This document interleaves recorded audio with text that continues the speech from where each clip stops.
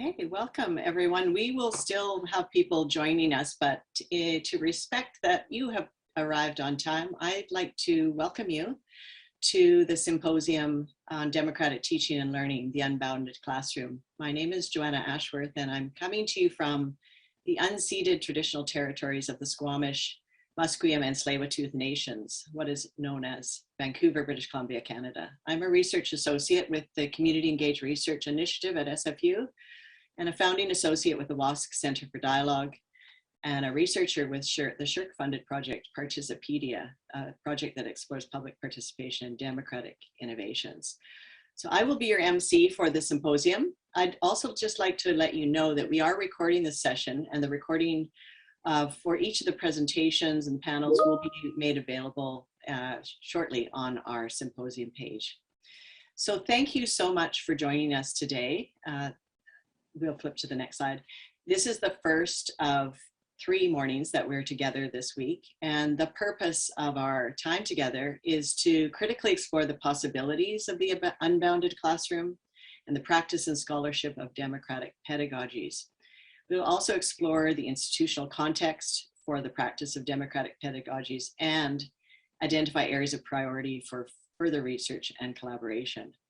So to get us started and to launch us, we have a set of very insightful speakers who will engage with all of us who are joining here today from near and far. And through this conversation, we hope we'll generate some new thinking and perhaps even some new partnerships among all of us who share a critical interest in the intersection between democratic life and participation in democratic life and university teaching and learning. This symposium is brought to you with the support of a connections grant from SSHRC and funding and in-kind support from a variety of groups from Simon Fraser University, including the Faculty of Environment, the Center for Restorative Justice, Community Engaged Research Initiative, the Center for Excellence in Education, and the Office of the Vice President Research, and Participedia. And the themes of the symposium build on research we conducted here at SFU not that long ago. Pre-pandemic, it was on the practice of democratic teaching and learning within the university. And this study was intended to spark a deeper and wider conversation like the one we're having over these 3 half days. So I want to acknowledge also our planning group, who you will meet over the course of these mornings. And I would like to mention also that we have a couple of grad students here who are documenting and will be present in some of the breakouts, Abby McCarthy and Emmanuel Okorji. If you want to join us on social media, we're using the hashtag UBDemocracy, and it's just there on your screen. So before I give you a bit of an overview of the schedule, I'd like to invite Brenda Morrison. She's the co-convener of the symposium, and I'd like her to say a few words about why the symposium matters right now. Brenda is the director of the Center for Research and Engagement for Restorative Justice and associate professor in the School of Criminology at Simon Fraser University. Brenda will also offer a land acknowledgement. So thank you, Brenda. Nice to have you here. Good to see the light is coming through your window there. Thanks so much, Joanna. Thanks so much for that warm welcome and acknowledging all the people that have supported our wonderful symposium. Thanks so much. Democracy. Democracy is one of the greatest political buzzwords of our time.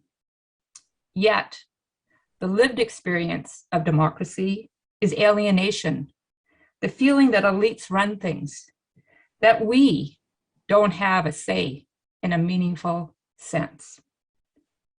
This is not only true at the level of the nation state, it is also true in our universities, in our classrooms. This symposium gives you a say and invites democracy into the classroom, into our universities. It invites civil and deliberative discourse to reclaim the heart of democracy. We invite into this space, the inalienable human rights of dignity, respect, and voice. Into places and spaces where people are close enough to be heard, to spaces where we hold each other strong. The Squamish Nation, from the Squamish Nation, I've learned a word that I've come to cherish, Chinchenstawai, to hold each other up. I hold deep gratitude to the First Nations of this land and what I've learned about them, about resilience and strength. And with that, I would like to acknowledge the land on which we are coming from you today. I acknowledge that I'm calling in today from the unceded traditional ancestral land of the Squamish Nation, where I raised my family on a little island called Nuklalaquam, otherwise known as Bone Island. I am grateful for the Squamish Nation's ancestral stewardship of this land and place I call home. My ancestors hail from the highlands and lowlands and islands of Scotland. We are settlers here on these unceded lands, 1-2 generations. I have also the privilege to serve as a faculty member at Simon Fraser University, named after a great Scottish settler. We have settled these lands through destructive ontologies of privileged elites, where some voices are heard and some voices are not heard. Whose voices are heard in the name of democracy in the unbounded classroom of the ivory tower of higher education. Here at Simon Fraser University, with 3 sprawling campuses, we occupy the lands of 9 First Nations: the Squamish Nation, the Musqueam Nation, the Tsleil-Waututh Nation, the Katzie Nation, the Penikett Nation, the Kwantlen Nation, the Semiahmoo Nation, and the Tsawwassen Nation. I hold my hands up to each of these nations for offering us a place for this deliberative dialogue. Thank you for joining us. Take a seat at our table. Lean in. We want to hear your voice. Thank you.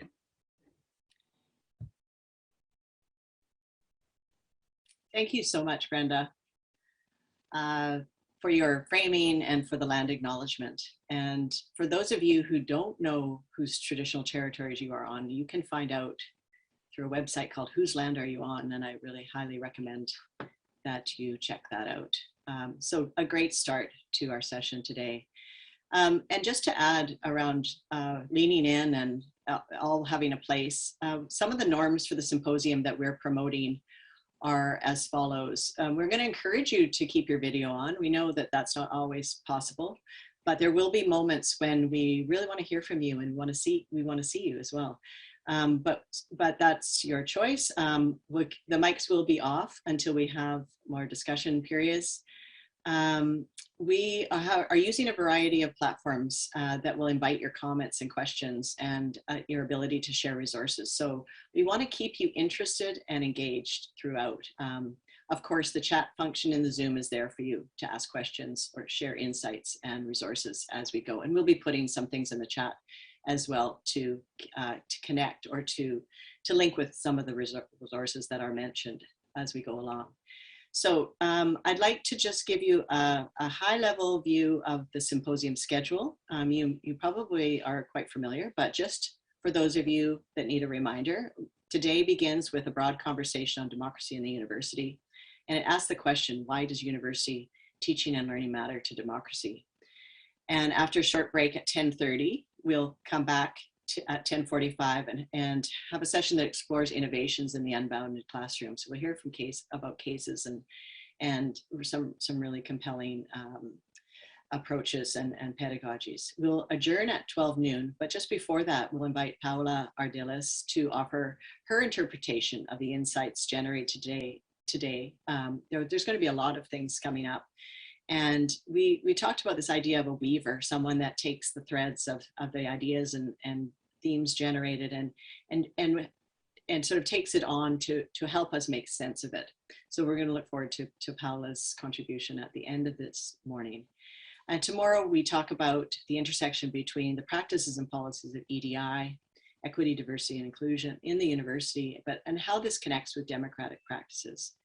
This is followed by a conversation on community engaged research and its role as a bridge builder and a place for experiential democracy. And then Friday, if you haven't had enough by Friday, yeah, you won't want to miss Friday because it begins with a timely exploration of the colonial project within academia and what it means to disrupt and create new ways of teaching and learning. And we have some wonderful presenters there as well. We conclude with a synthesis of ideas that have emerged, and then we have a design process to discover what they mean and what we might do next together. So before we start the first panel of the day, there's something we also believe will help us begin in a good way. And that is to find out who's in the room, who's leaning in, who's, even if you have your cameras off, you can still participate.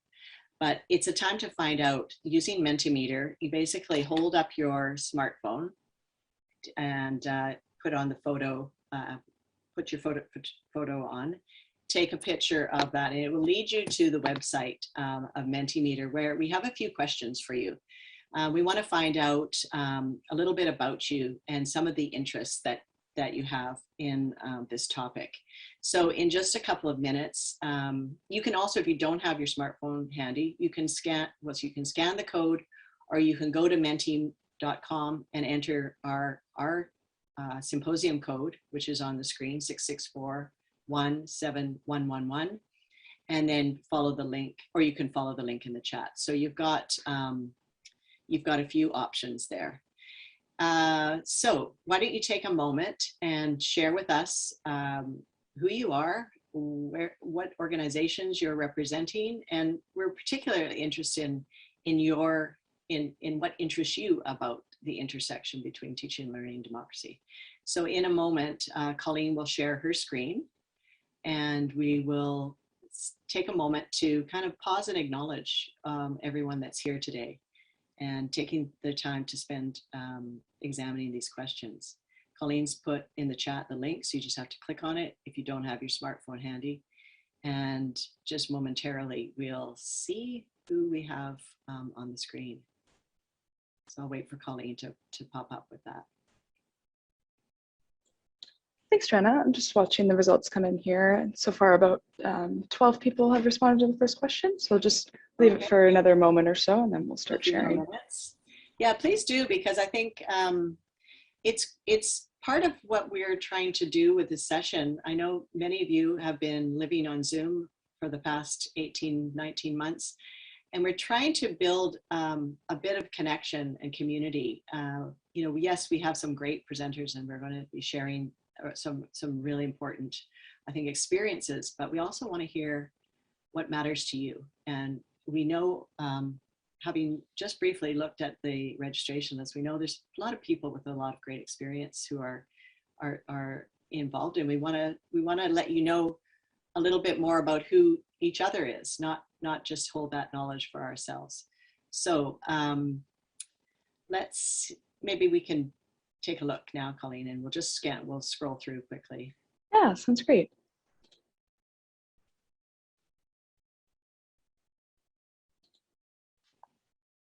Okay, so sharing your screen. Okay, so what place, traditional territory you're calling in from? So we are Toronto, Kamloops, the unceded Coast Salish territories, Musqueam, Tsleil-Waututh, Squamish, Tsawwassen, Kwantlen, Coast Salish. So a lot of, it's Ontario, and there's some traditional territories that we might not be familiar with, but Quiquitlam,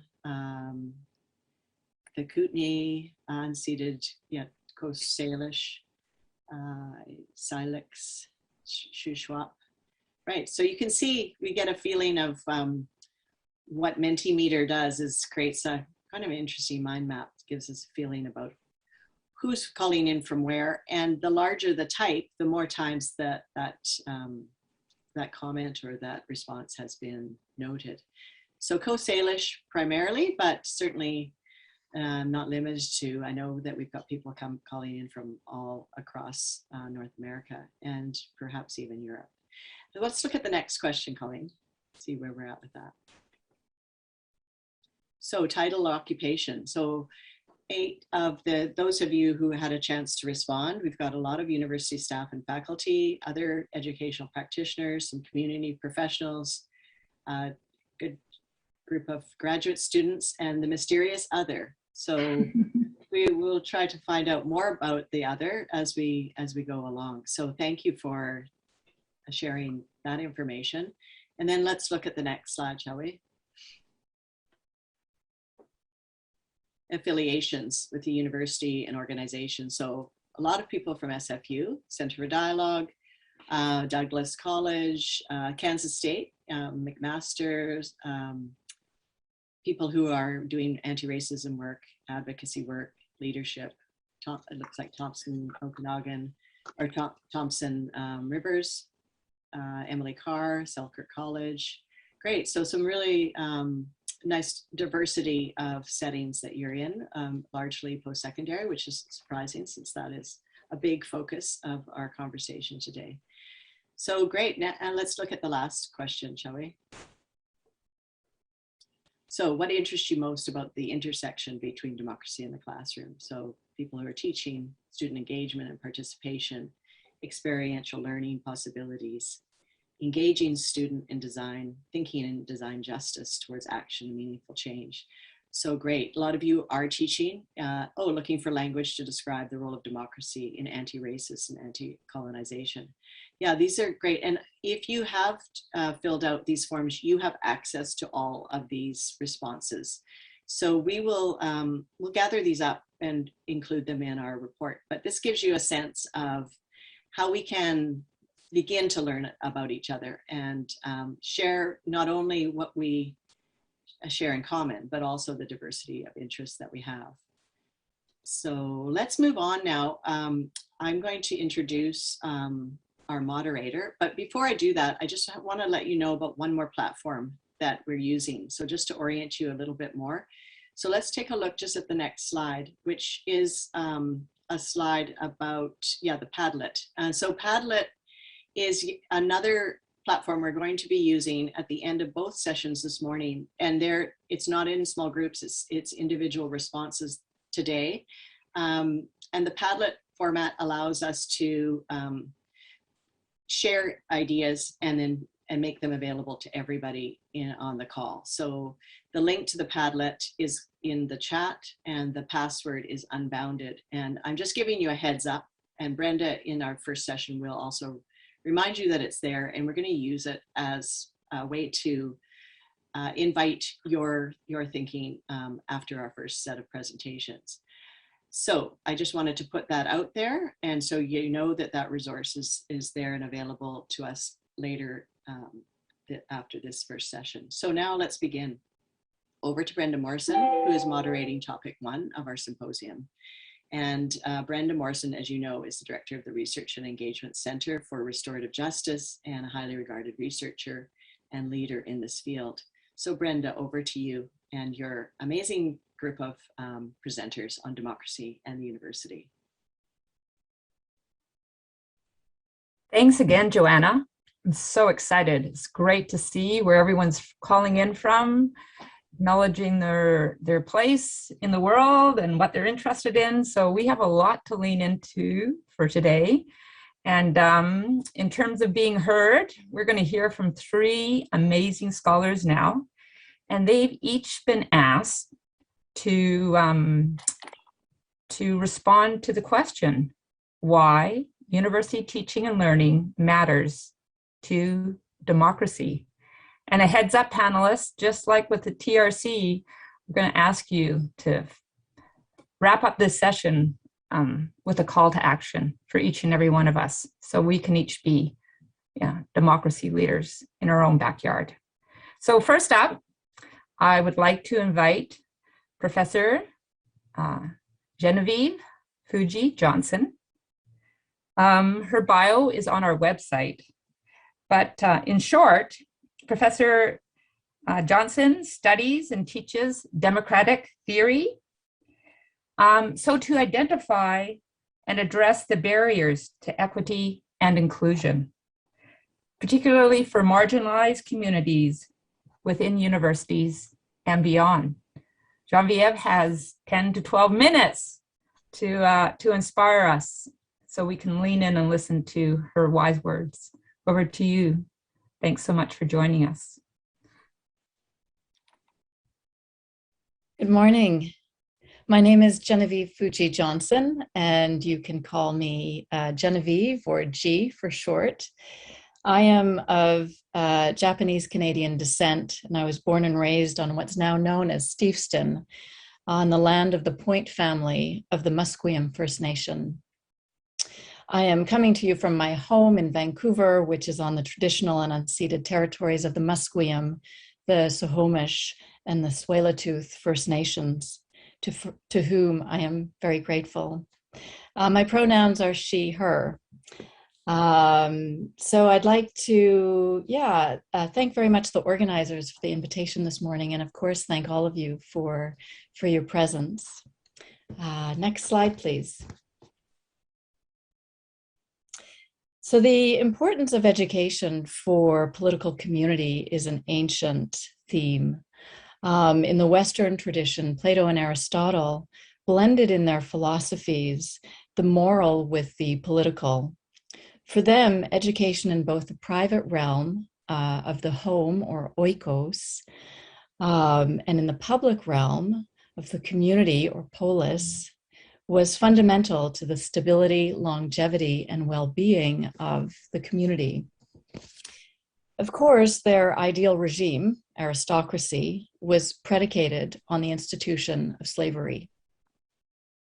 And while Plato is purported to have viewed men and women as equals, suggesting that both philosopher kings and queens would rule in his ideal polis, it's actually really hard to take him seriously on this point.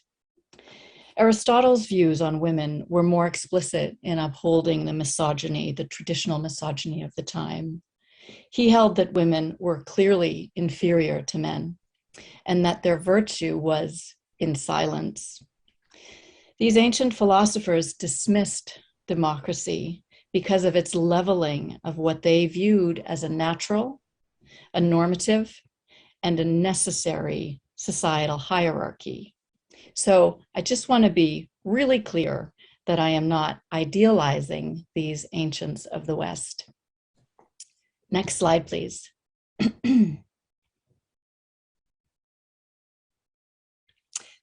I believe, and I assume most, hopefully all of you believe, in democracy precisely because it is premised on a principle of moral equality, the moral equality of all human beings.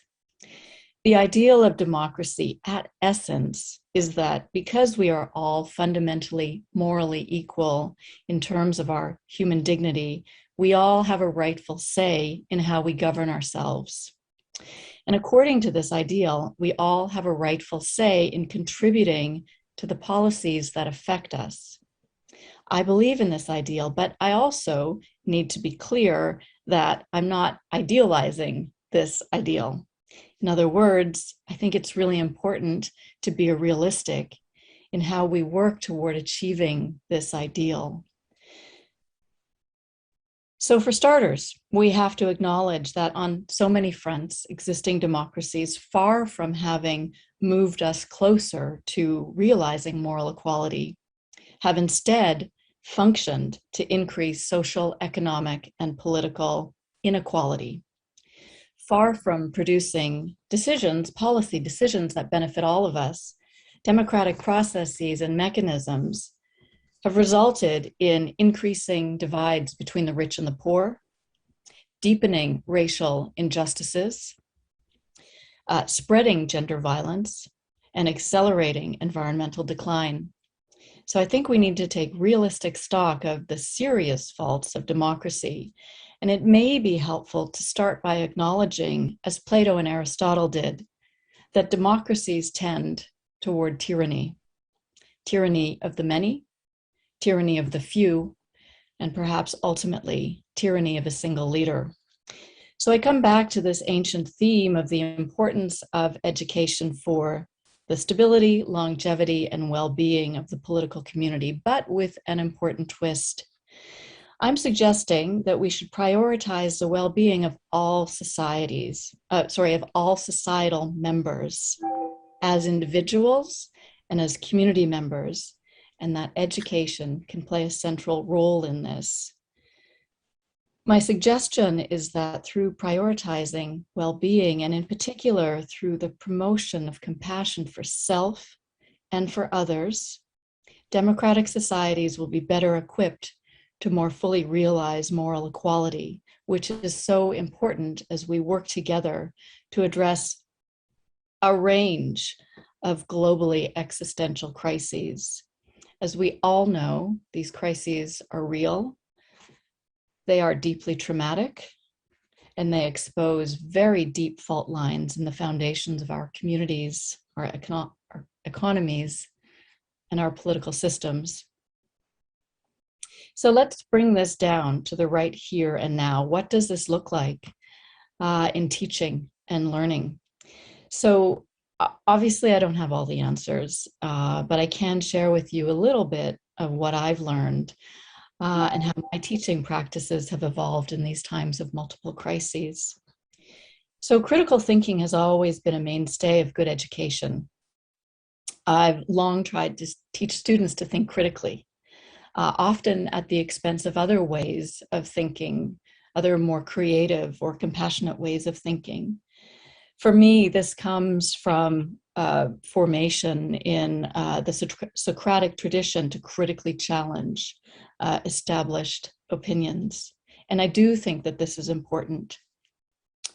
And what this has looked like for me in the class is teaching students how to critically assess evidence, to engage in systematic analysis that minimizes bias and error, and to draw from this analysis and form sound arguments, and to be open to revising our analyses and arguments in light of new evidence.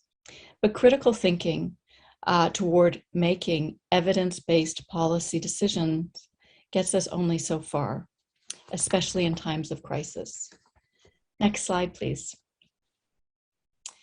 So I just would like to share with you just a few points on what I'm doing in the classroom to encourage well-being, in particular, compassion for oneself and for others. So the first is making space and slowing down. So really simplifying my syllabus to make space for students to breathe and to ensure that they're not rushing through their readings and assignments. In the past, I used to really cram pack my syllabi as if more was better. And now I'm recognizing that less, but better curated is better. I'm seeing it's better to create space for students to slow down and to settle into their materials. Assigning effective materials. So these days, in addition to the standard political science materials, I'm also including more artistic materials, including the spoken word of Michi Sagig, Nishnabeg artist, activist, and scholar Leanne Batasimo-Sake Simpson, poetry by local writer and activist Amber Dawn, and powerful personal narratives of, for example, David Cheriandes in his book, I've Been Meaning to Tell You. So with these materials, I'm asking students to put down their phones, to sit down and to let themselves sink in to them, preferably in hard copy format. So I'm encouraging them to open themselves to these materials and to try to listen and read more with their heart than with their head. So building relationships, which I think is really, really important. So these days, I've just been meeting with students in small groups of 10, so breaking my larger classes down into small groups of 10. And this enables, I think, facilitates more emotional space and facilitates more intimacy. It enables me to get to know my students as fuller people. And I'm doing a lot more small group work with guided questions and ground rules, but largely unsupervised. So the idea here is that I think it's more important for students to be developing relationships amongst themselves and less with me. Another point that I'm developing in my teaching is encouraging internal reflection. So for me, class participation now involves a lot of internal reflection in the shape of short writing assignments. So I have different media curated and posted online. And twice a week, I have students free write responses to these materials and then upload them for me to read. And last, but certainly not least, practicing wellness. So SFU's health promotion team and a number of faculty members, including my colleague in political science, Sanjay Jaram, have been collaborating on initiatives centering wellness in learning environments. And I've been applying some of these tools each class for about 15 minutes at the beginning. The anecdotal feedback from my students has been very positive. So I just want to be clear that I don't believe that an educational focus on the well-being of ourselves and of others will alone address the crises facing us. And I don't want to lose sight of the importance of critical thinking, analytical skills, and concrete forms of know-how for the health, stability, and longevity of democracies. But my hunch is that emotional well-being and good relationships can help to minimize entrenched conflict, soften polarized views, and make a little bit easier the difficult conversations around ways to address widespread disease, poverty, racism, sexism, ableism, transphobia, various other forms of violence, and the environmental catastrophes unfolding before us. At the very least, they can make us more resilient as individuals and as communities as we continue to exist, as we continue to press on in the context of multiple and overlapping crises. So I look forward to hearing from friends, colleagues, and everyone participating in the symposium over the next few days. Next and last slide, please.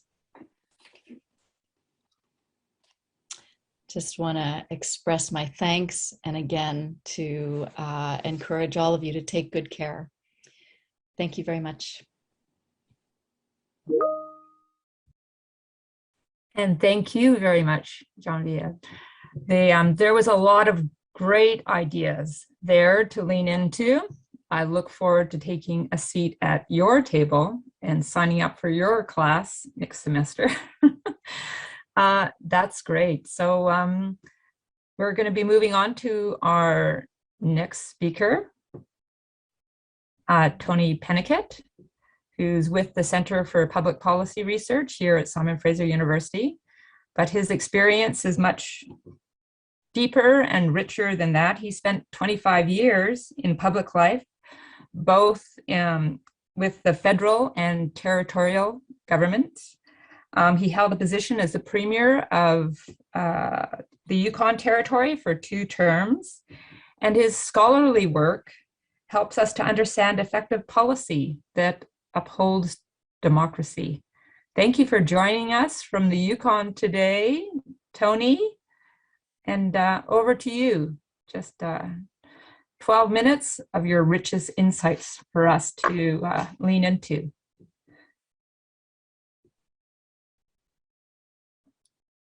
Brenda, it's Joanna here. Tony might be having some technical difficulties. He is in the Yukon and he's having some difficulties with his phone.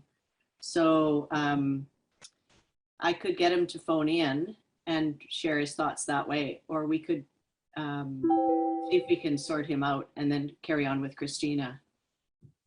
Do you want me to ask him to phone me? Maybe if we can just, we can just pause for a minute if it can happen, if you can get him, that would be, we can just pause here rather just, Okay, let me just we're see ready to hear. We need to. a real workaround because he's going to phone me on my phone and I'll just hold up my phone so people Okay. We are adaptable, nimble, responsive. Okay, I'll just ask him to give me a call, or maybe I'll just give him a call. Yeah, the technology is not always ideal. Hello? Hi, Tony.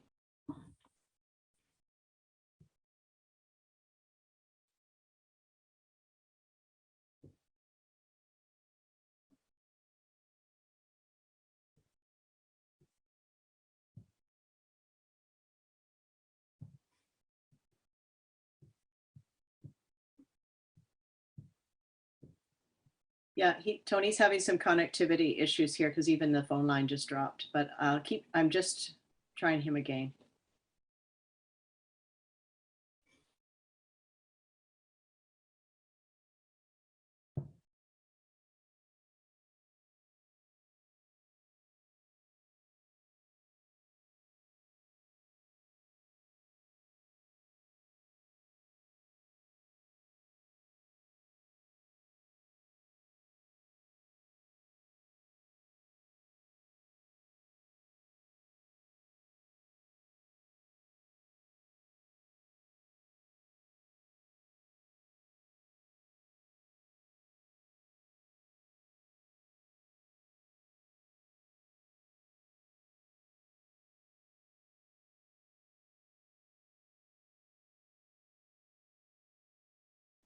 Okay, I've got Tony on the line. Here he is. So going back to 1989, I was the Premier and Minister responsible for Aboriginal land claims negotiations in the Yukon Territory. In that year, after 20 years of negotiations, we finally reached what was known as an umbrella final agreement providing for the settlement of Aboriginal title on 41,000 square kilometers of land, and for the very first time in Canada, third order Aboriginal self-government powers for the different tribal groups or First Nations. What that meant in shorthand is that they had not just local government powers or Indian Act powers, but they also had quasi-provincial powers over lands, resources, fish, game, health, social services, education, and so forth. The problem with that agreement was that it was crafted as a 292-page legal text, which meant that for all practical purposes for the average citizen of the Yukon Territory, including most First Nation people, it was largely unreadable. And that has led over the 30 years since into all sorts of implementation problems, and I would say even worse, public education problems. So in 2019, I happened to be in the Yukon on some other business, and I went around to see the surviving negotiators from First Nations, from the federal government, the territorial government, and talked to them about this problem.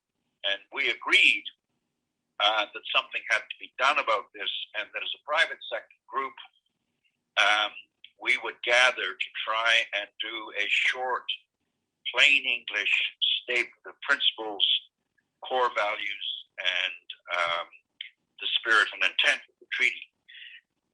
We were very much inspired in this respect by the fact that the most powerful nation in the world, the United States, has a constitution which is 12 pages long, and which is at some point in their life read by every school kid in the United States.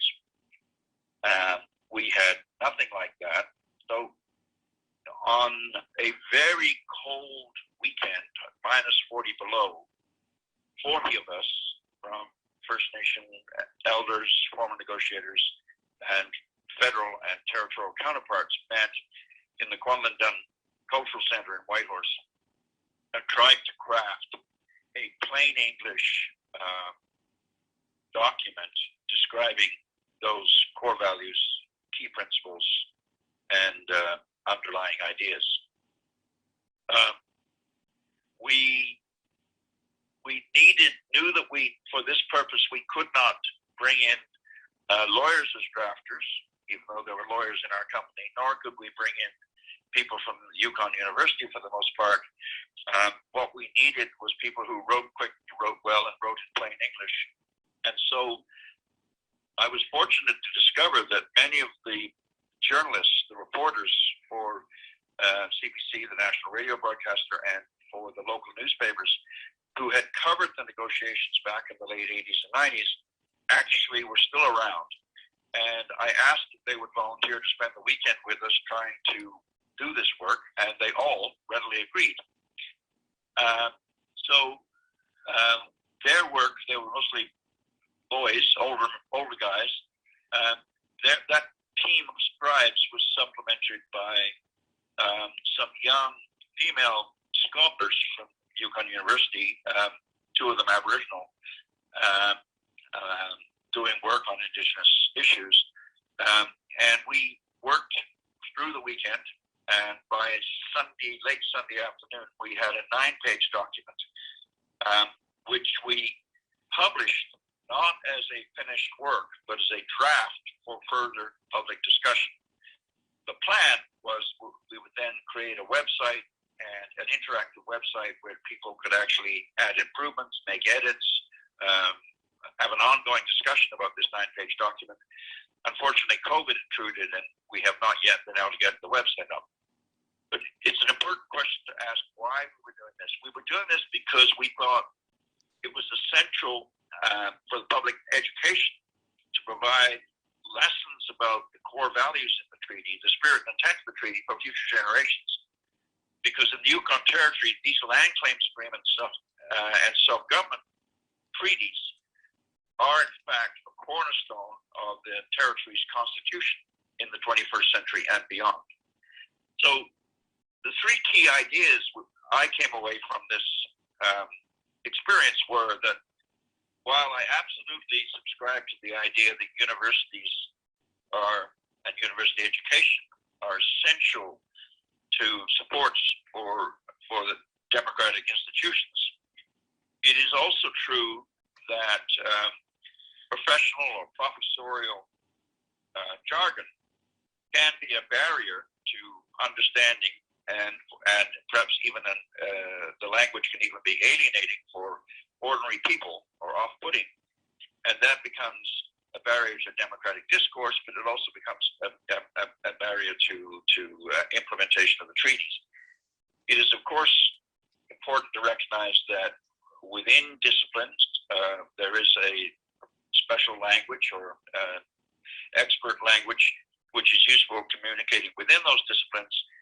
But as I have tried to explain the difference to people in the Yukon Territory, it is when my parents, my father who was a doctor, my mother was a nurse, wanted to talk about things in ways that we little kids could not understand, they would use medical Latin. Likewise, my twin daughters, who are First Nation ancestry, when they wanted to talk about things they didn't want their mother to know what they were talking about, they would speak in French.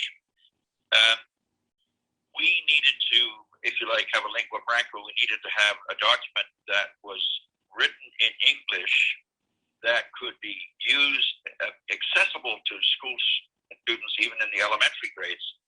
But, and this is a key point, a document that was easily translatable into each of the Indigenous languages in the Yukon Territory. And that was important because it's actually very hard to translate legal texts into some of those dialects. And we came away with the view that the best teachers in the world, the great writers of the world, are people who can actually take complicated ideas and express them in plain language. And that is an essential skill and a value and practice, if you like, for public education. And I guess I'd leave it at that. for now. Thank you, Tony. I'm switching back to Brenda now. And I'll just hold the phone up for you so you can hear. Wow, there you go. It's happening already. You're holding each other up by phone. We're leaning into the hard spaces, and we're nimble and responsive to the needs of those we're wanting to hear right now. And thank you, Tony, for your wise words and bringing all your rich experience to our symposium and to this panel in particular. I'm looking forward to a seat at your table too, and leaning in for more conversation. And we'll invite you to do that with each other, the three panelists, in short order. But right now I'd like to invite our final panelist, last but not least, Associate Professor Christina Parker from the University of Waterloo, whose teaching and research focuses on peace building and democracy, or peace building for democracy and social justice, and in particular serving diverse multicultural classrooms. Thank you so much for joining us, Christina, and over to you. Thank you so much. The beautiful introduction, Brenda, and I appreciated the panelists before. Genevieve, it was great to hear the amazing things you're doing in your class, and Tony as well, for helping us really see the big picture of why we're doing this work. And I'm excited to share some of the work that I've been doing through exploratory studies in post-secondary classrooms. Most of my work focuses on K-12 classrooms with children and youth's experience of conflict. And many of the trends I found as a university educator for the past 12 years have been quite similar. Students, young or old, tend to avoid conflict, and teachers or instructors often shy away from engaging and exploring controversy. So next slide. So why do we engage in controversial issues? And it's something that I'm very passionate about this idea of nurturing conflict and nurturing the opportunities that arise from nurturing conflict. And the emerging body of literature that focuses on classroom discussion in post-secondary contexts specifically actually point to the benefits for student learning and their increased involvement in their post-secondary experience. The research has shown that discussions of controversial topics encourage diverse students to identify positively with their classmates, their cultures, and their society. And in this way, we need to see how conflicts can be used as opportunities to build strong and just communities. So thinking about dialogic pedagogies in terms of inviting dialogue and nurturing those experiences for conversations, those critical discussions, and how they can actually increase academic and social learning for all students. And this is particularly important for marginalized students, particularly those voices that aren't necessarily heard. So by drawing on diverse cultural knowledges, we can begin to see conflict and different ideas through multiple lenses. And the intention is not to break or shatter each other's lenses, but rather to sharpen and broaden our vision. And in this way, we can see the transformative power of seeing conflict through multiple lenses through this critical analysis and the types of critical analysis that we can do in these classrooms with students through various cultural lenses. So the motivation for me for doing this work, particularly with post-secondary students, was triggered by ongoing experiences that I've had in my own classroom when I invited dialogue about diversity into the classroom. So what comes to mind is one particular case study that it's just a very generic short case study called The Parking Lot Scuffle. Some of you may know from the Folger, Poole and Stutman's Working Through Conflict book. And in this one-page scenario, there are two men. One is named Tim and one is named Jay, and they both arrive at their place of work. Tim drives a moped and parks in Jay's reserved parking spot. Jay then enters his parking space and hits Tim's moped, and the two engage in a verbal argument, and this escalates into a physical confrontation. After Tim calls Jay names, and Tim was also the first one to hit Jay. So there's very little information about each person's social and cultural identity. Many assumptions could be made based on each person's verbal responses. And I ask students to describe Jay in terms of what he may be wearing, what his position may be, his social location, what his race or ethnicity may be. Again, we only know who was driving what type of car, who had a reserved parking spot, and that's pretty much and their behavior and responses to conflict in this incident. So across all classes of students that I've worked with on this case study, Tim is usually described in terms such as being an immigrant, someone who's Black, Jamaican, he's wearing baggy jeans, people would say. He works in a low-level position, such as the mailroom. Jay, on the other hand, is most dominantly described as white, blonde, wearing a suit from a high social class, and someone who works in a high-level professional position. So at this point, it usually becomes a pretty difficult conversation for many students. Some actually turn their eyes downward, avert each other's gaze. Some students continue to say that they don't see difference based on culture or gender represented in the scenario, and might be angered that I raised questions about this. But others also become uncomfortable with the person who took the risk to say that Tim is an immigrant of color. So for me, this discomfort or this particular controversy in the classroom becomes a critical incident, particularly in thinking about restorative and conflictual ways to nurture dialogue, where students are forced to confront difficult questions about their assumptions concerning race, ethnicity, class, gender, and migration history as well. So for the next slide, please.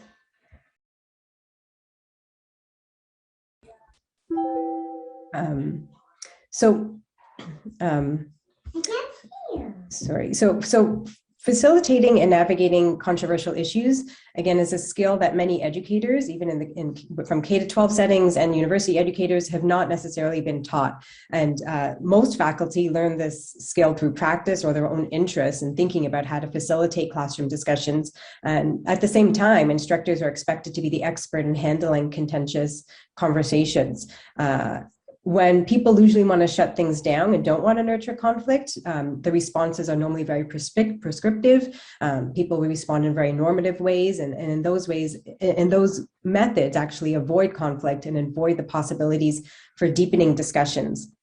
So considering this, I set out to do an exploratory study about how students experience classroom discussions and how instructors facilitate it, using a mixed methods approach, looking at how classroom discussions focused on contentious issues. And so I administered an online questionnaire to 632 students in an undergraduate program focused on social justice issues, with a response rate of 166 students, and comparable to most community service related programs.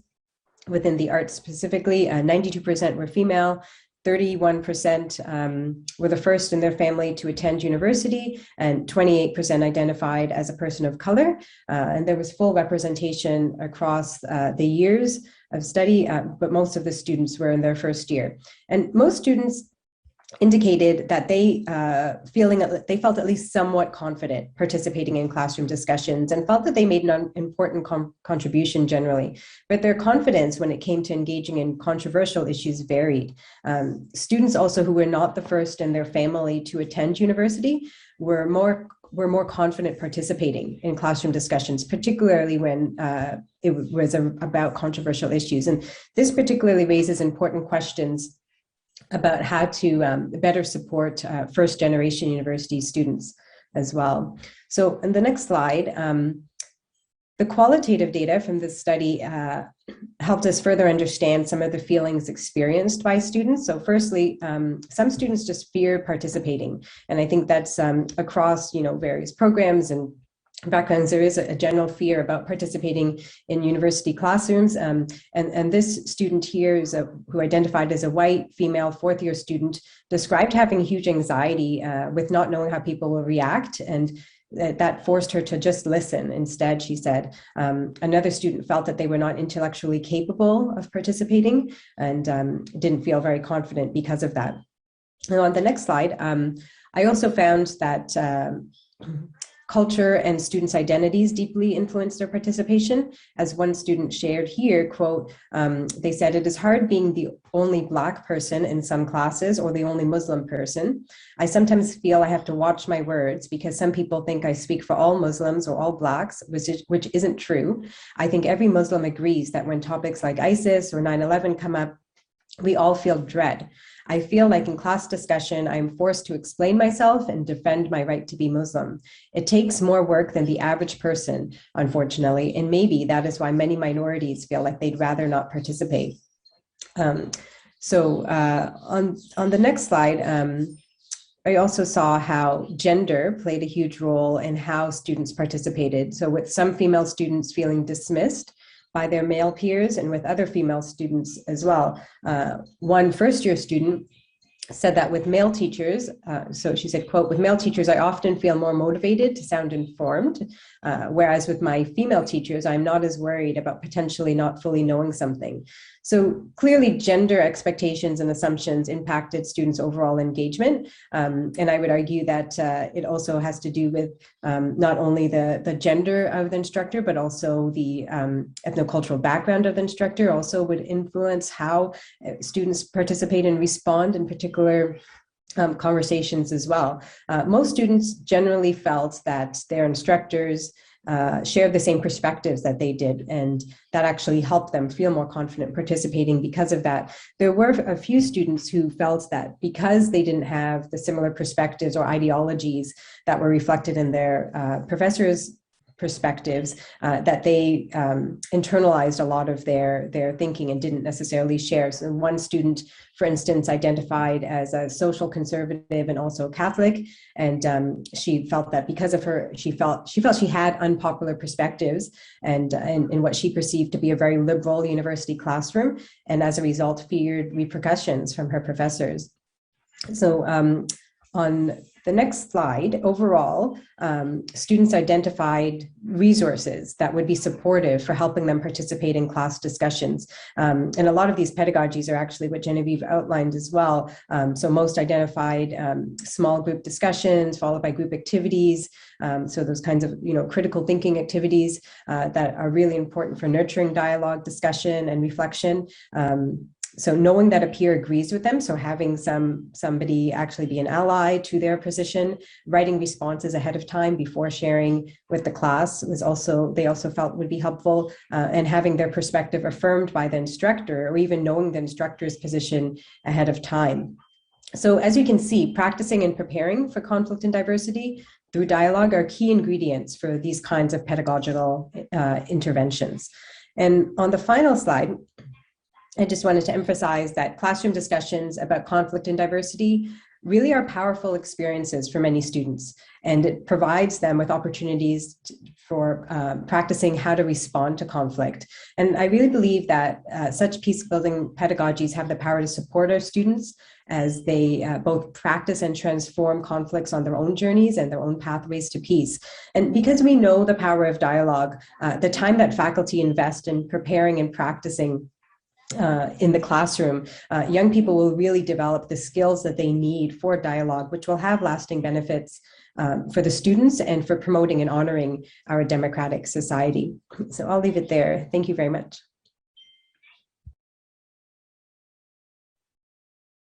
Wow.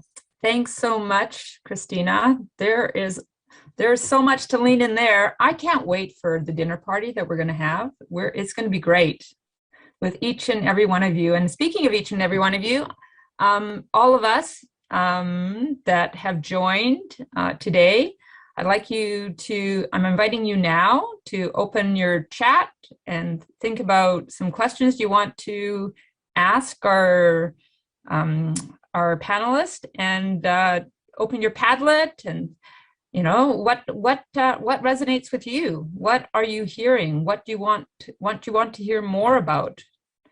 To get us going, I'm going to turn to each of our three panelists and ask the same question. What resonated with each of you in what you heard from your fellow panelists? There's a few things that sort of stuck out for me or resonated with me. Things like, short is sweet, less is more, conflict is opportunity, language matters, identity matters, all these. There's so much to think about when we're enhancing the idea of democracy in our classrooms, universities, communities. So how about we start in the same order and just briefly reflect on what you heard from each other. Genevieve, how about you go first? Sure. Thank you so much, Christina and Tony, for your comments. Christina, I think what really struck me was how important and difficult your work is. It must be difficult. And so I was really struck by your bravery and courage to be creating the conditions in which students can have difficult conversations about what racism is, what it looks like. And I can imagine some of the stuff that comes up is how white people and those of us with light skin privilege are complicit in racism. I mean, these are incredibly difficult conversations. And so I just want to acknowledge that the work you're doing is super important.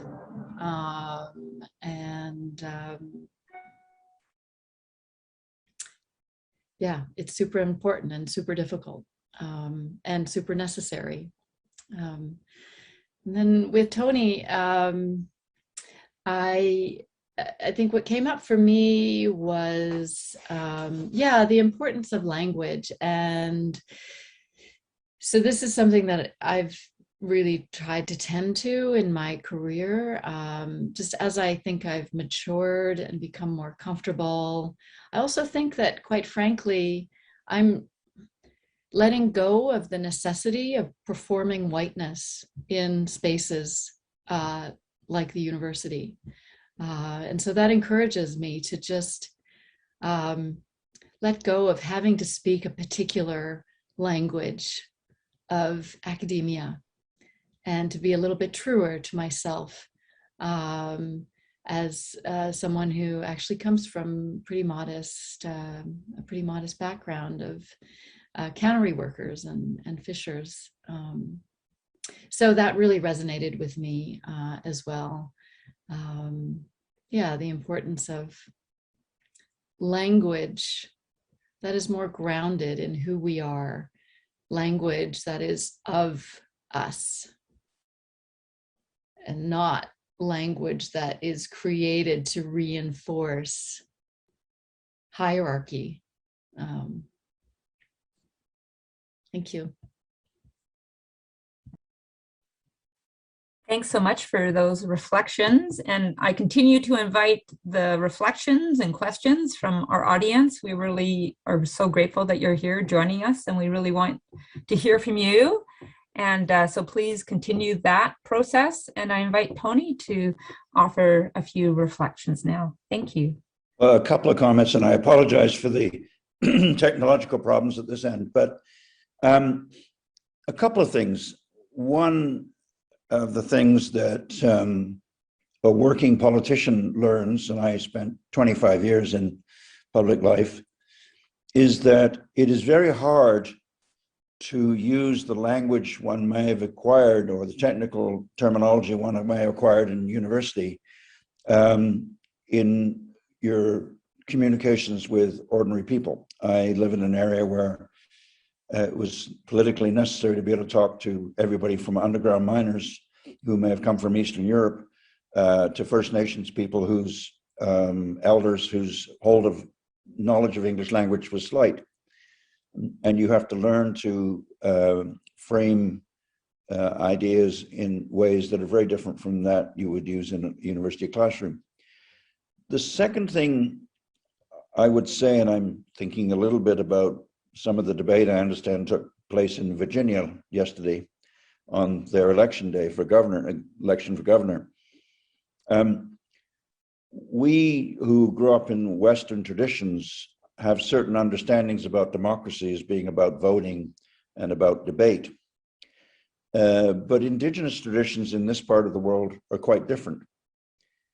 If you can imagine a council fire, quite literally around a fire at one time, in which people go round and round and round, and you have a conversation which doesn't involve, as legislative debate does, in negating what the last person has said, but rather a tradition which involves adding to what the last person has said, to coming to the end of that discussion about some topic where an elder, sometimes a chief, but not always, will sum up the discussion.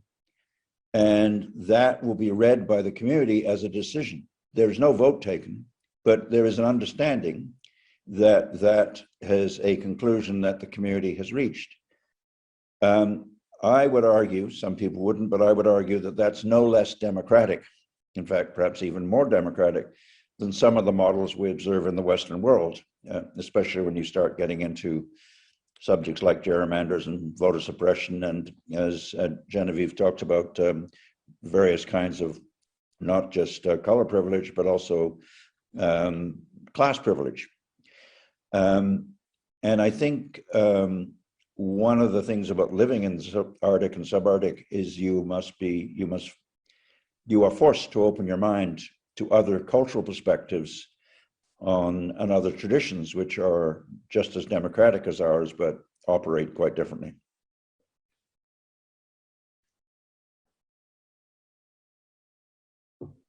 Thanks so much, Tony. Just so much richness here. And I really like the idea of additive dialogue. Wonderful. Thanks so much. And over to Christina.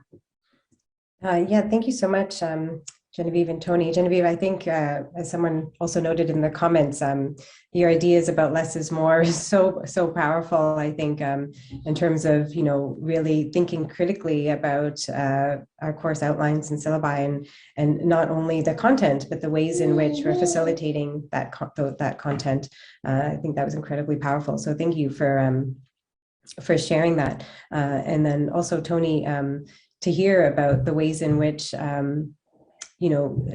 these kinds of pedagogies really resonate with the community and context that you're coming from, I think is really powerful, to really see how, that idea that you bring about, the difference between dialogue and debate, and how that is really shaped by people's identities and perceptions of how they see the world. So thank you for your reflections on that. That was really powerful.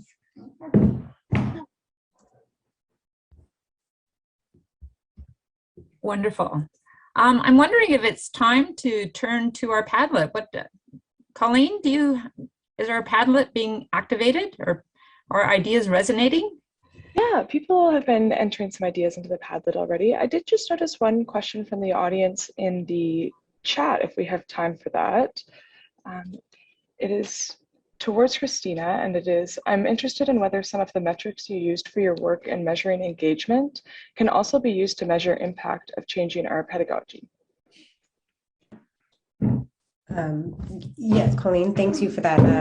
I was just had responded to Diane about that, and yeah, I agree with her that that definitely can be metrics that can be used, and would love to follow up further when I get the final paper written, which will hopefully be soon. But yeah, I agree that is something. And then also in responding to Terry, in terms of instructor safety, I think that is something that is not always spoken about. And I think, maybe it's a theme that can emerge from this particular panel and discussion throughout. But for sure, I think talking about conflict really does create safety issues, not only for the students, but also for the instructors. And it is something that, unfortunately, the default for safety is to just promote more of a white liberal agenda that is sometimes even further perpetuating the ideas that we're actually trying to dismantle. So yeah, I think it's involves continuous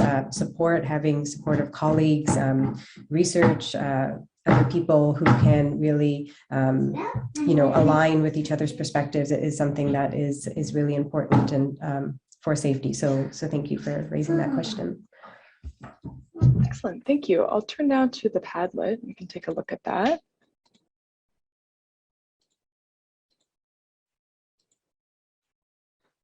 Okay, so here are some of the answers we're seeing.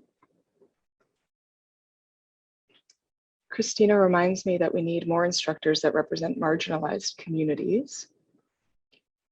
Nurturing conflict from Christina is something that I'm thinking about. Compassion is the way. I also wonder how much relationship building in the classroom plays a role prior to these crucial conversations. and this is directed to Dr. Parker. I'm intrigued by the Tim J activity. When you are faced with anger from some participants in the activity, how do you engage with those folks to support them in beginning to critically assess from where and why that response is rooted? Christina, if you would like to respond to that question, you may. Yeah, it's interesting. I think the second response really sort of speaks to it, and it also brings us back to what Genevieve was speaking about. You know, the idea of slowing down and really nurturing those kinds of critical thinking, the critical thinking that she was talking about. Because usually when people are angry and triggered, it's usually those moments when their deepest learning occurs.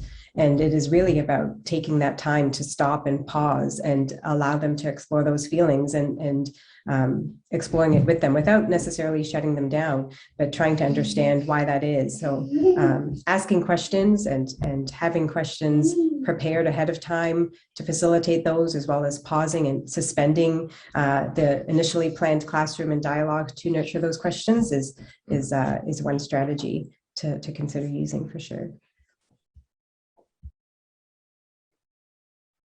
Thank you so much. And then the final comment here on the Padlet is slowing down and offering time for reflection is another good idea. And if you haven't yet had the chance, you can follow the link that's up in the chat.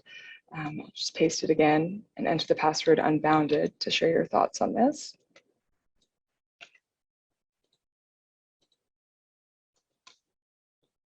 Great. I have a quick question, just following up on the question to Christina. There's a lot to attend to when we set up space for difficult conversations that invite learning and growth for our students. Can you,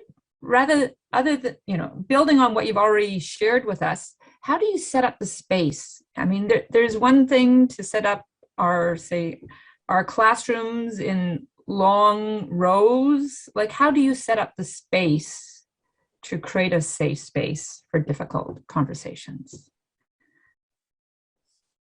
Yeah, thank you, Brenda, for that. A lot of this is work that I've learned from your work in terms of your restorative justice work, and really thinking about how do we build those kinds of restorative climates in classrooms. It's not about having students seated in rows. I don't think that does any service to students, and especially when we're thinking about teaching in post-COVID times where students are learning digitally and online, coming into the classroom and having experiential exercises, having those moments to interact is what is really valuable for them. So, using circuit processes to discuss issues, to do role plays, having not necessarily structured debates, but maybe structured dialogue sessions and different opportunities to engage, and really taking the time in the first few weeks to get to know one another, create that safe climate, and building the relationships amongst students in the classroom is so important, because when students feel safe, they will ultimately speak more and be able to engage more as well. So the safety for students is very critical, I think. Thank you for asking that, Brenda. Thank you. And I'm going to turn to Tony, because a lot of our knowledge and practice of restorative justice in Canada in particular comes from the Yukon. And can you talk about some of the teachings that came from the Yukon First Nations and how we create safe space, not only at the level of pedagogy for our students, but in terms of what we need to do to create policy that serves us all better?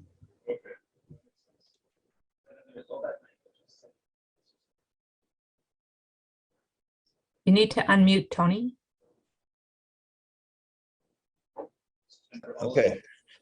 Let me just talk about a couple of situations. One, we had a chief territorial judge, Barry Stewart, who was associated with SFU Center for Dialogue in some projects over the years. And as the chief judge of the territory, he did a very interesting thing, and realized that a lot of the sentencing that was done by the courts, the territory, which were all non-Indigenous judges, of course, had biases that were very hard to detect for the person who was passing the sentence.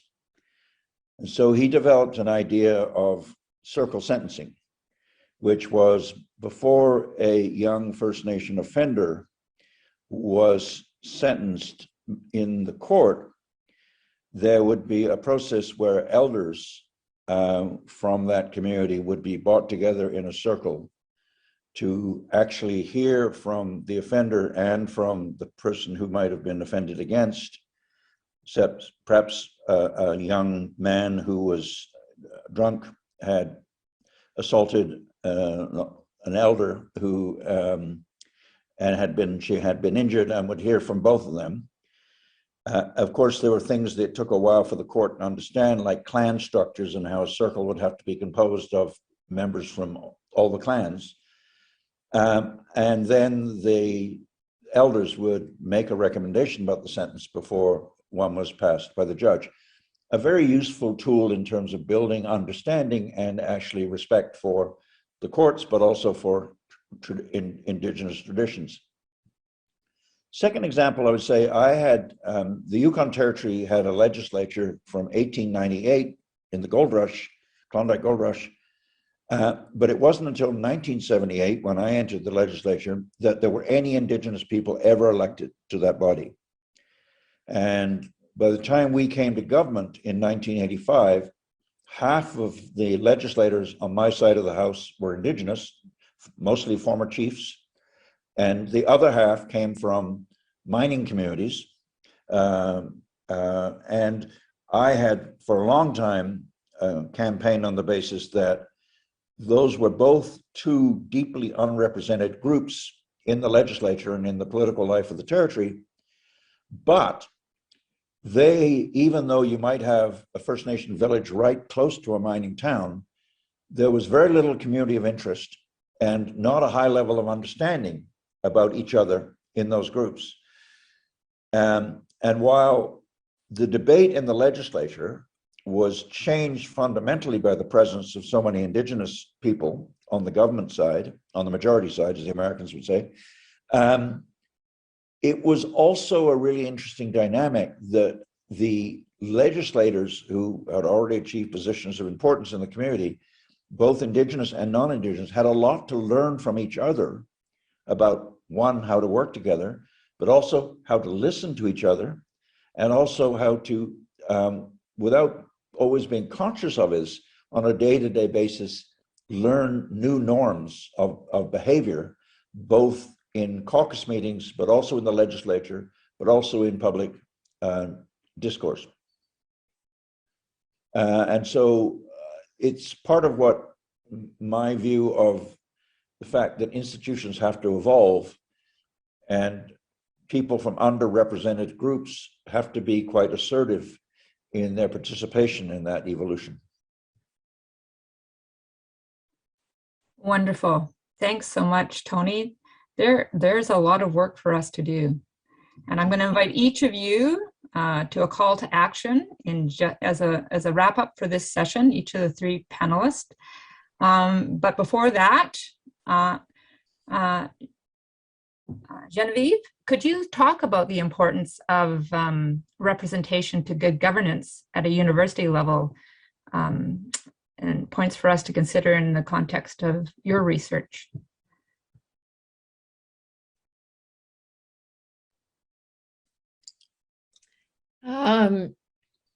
Yeah, so I have done some research on this in terms of who's leading our educational institutions. And not surprisingly, there is a predominance of whiteness. And that really is at odds with so much, quite frankly, but in particular, it's at odds with who our students are. And I really think that needs to change. So I have written an academic article on this, and I'm happy to share it with anyone who's interested. but a lot does need to change, and it's hard work. And it can't be on all of us who are, or only on those of us who are racialized and minoritized.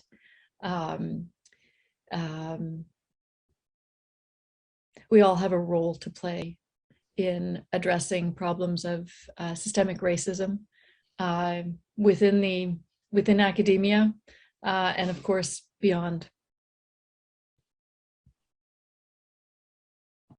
Thanks so much. I'm recalling that Justice Sinclair in the TRC's call to action reminds us that that reconciliation is not a bystander sport, that we all do have a role to play, and that it's up to each and every one of us to be democracy, as our hashtag suggests. So in thinking about the TRC and calls to action, I'm going to invite each of you, beginning with Christina and then Tony and then Genevieve, to leave us with one call to action that we might be able to step into that space to reclaim that heart of democracy. Christina? Yeah. Thank you so much, Brenda, and to everybody today. I think when I'm thinking about all the ideas that have emerged from this panel, I think we have to come to terms with the reality that people will engage in conflict. And as a society, we need to figure out how to engage more peacefully and restoratively. Do we want to teach young people how to engage peacefully? Of course, but do we also want them to know how to stand up and intervene when they see hate or prejudice? I think also, of course. So it really is the difference between, what we know is negative and positive peace, and restorative justice, a field in which, you, Dr. Brenda Morrison, has provided a strong theoretical foundation for which I have learned so much from. And this field has the power to promote sustainable building blocks for a peaceful and democratic society.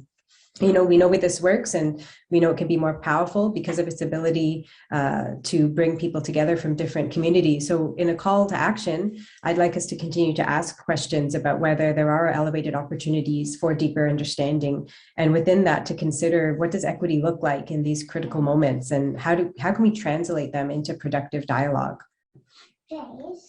Thanks so much, Christina. Can't wait to read that next paper of yours. And over to you, Tony. Call to action, please. Well, my first thought is that I don't know how many years ago it was now, but a while back, Ginger Gosnell Myers and I co-chaired a event on the calls to action at the Center for Dialogue. And the subtitle of our project was, when are we going to get to the hard stuff? Because there's a terrible temptation to do the cherry picking, to pick the low hanging fruit, whether you're a municipal government or provincial government or federal government or a university. I actually think I subsequently wrote a chapter in a book called The Arctic Vortex, in which I argued that reconciliation is extremely difficult to do as a national project. The Prime Minister could make lots of commendable speeches about the subject, but given the cultural and geographic diversity of the country we live in, reconciliation is most likely to happen on a local or regional basis. And I would argue that the kind of things that you will find in the land claims agreements in the Yukon, and particularly the self-government agreements in the Yukon, are unlikely to occur in any of the Canadian provinces, for the simple reason that if you, for example, just take one element, the co-management of lands and resources, which is a key element of the Yukon Treaty and in Northwest Territories treaties, would be impossible to implement in the lower mainland of British Columbia, where Indigenous people are such a tiny percentage of the population. In other words, you would never be able to get the political buy-in given the demographics of the area. And so reconciliation is best achieved by an honest assessment of the facts on the ground and the realities of who lives in each place and what the priorities are. I would say, as a general proposition in Canada, the hardest thing to do would be to address the grievances or the needs of Indigenous people in urban settings. And this is actually important because, as we now know, that 60% of all Indigenous people in Canada live in 6 Western Canadian big cities. And I think the progress, while we're making slow progress in British Columbia on land claims and self-government, very slow, I would say, there is almost, I would say, no visible action in the urban setting altogether. And that is, of course, where you find the pockets of deepest poverty and, to be frank, racism. Thanks so much, Tony. So we need to wrap up, and I just want to acknowledge the wonderful questions and comments that are still coming in the chat. It's so great that you're leaning into these conversations and having a seat at our table of democracy. Genevieve, you get the last word here. Thank you. Yeah, so I encourage us to take seriously what's actually a pretty radical idea, which is compassion for self and for others. And so I also want to acknowledge the comments from PMP Khan, echoed by Terry Reddy. You know, this shouldn't be unsafe for you, and this shouldn't be all on you. And so those of us who have privilege need to be doing more. And by compassion, it's not some, you know, it's actually, if we take it seriously, it's very radical, and it means understanding people and embracing people in their full humanity. There's also another part of compassion, which is really important, and which I've learned from doing some of the hard work that needs to be done and getting slammed down and feeling often unsafe, is compassion for the self and the importance of taking care of ourselves. Thank you. What beautiful calls to actions and invitations to end on. Thank you deeply for joining us today. It's been a real honor, and I look forward to joining you at the table sometime soon.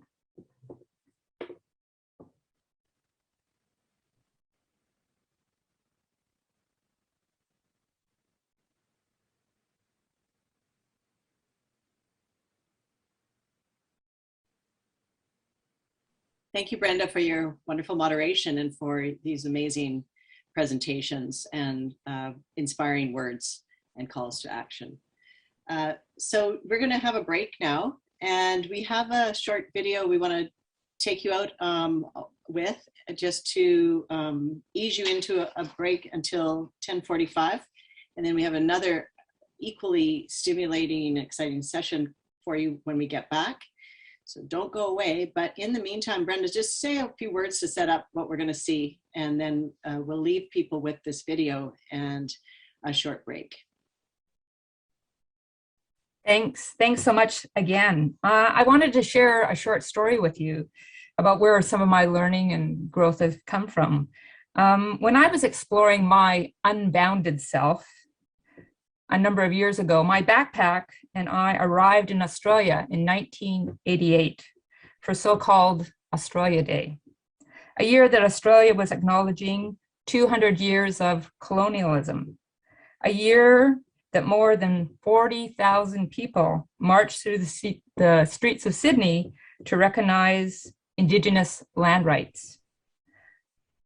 Amongst all this, up in the north of Australia, Australia received a gift, the gift of the dairy. This gift came from Dr. Miriam Rose Unger Bowman, a quiet yet strong woman in the north, in a place called Nayu. 33 years later,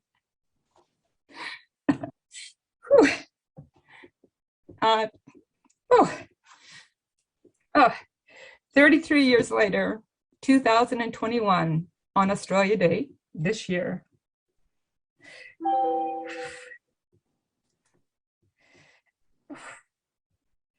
Dr. Miriam Rose Ungamir Bowman was recognized as whew, this is a big moment for me, was recognized as the Australian Senior of the Year for her gift of Didiri, deep listening. Democracy requires deep listening. My Indigenous teachers here have told me this is why we have 2 ears and 1 mouth.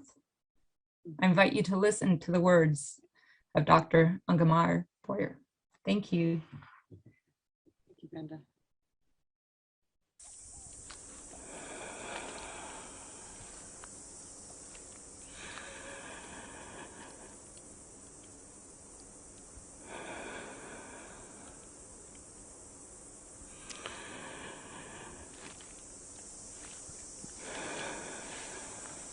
To know me is to breathe with me.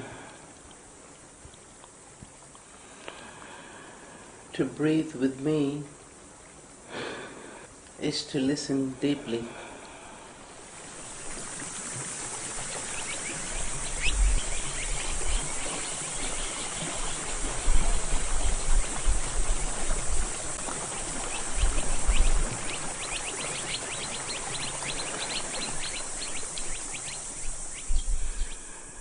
To listen deeply is to connect.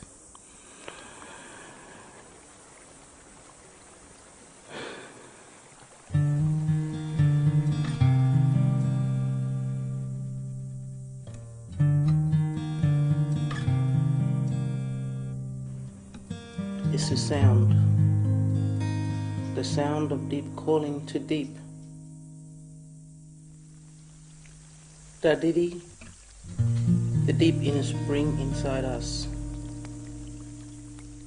We call on it, and it calls on us. We are river people. We cannot hurry the river. We need to move with the current and understand its ways.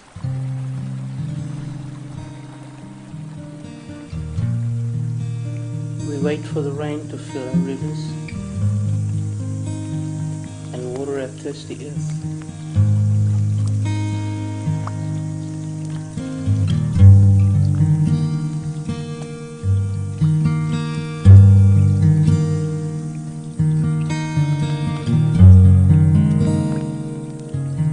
We watch our bush foods and wait for them to open before we gather them. We wait for our young people as they grow.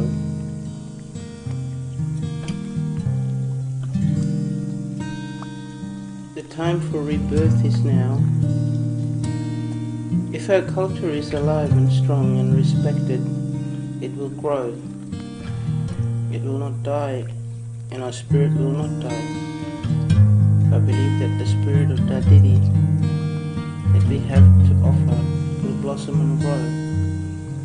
Not just within ourselves, but in our whole nation.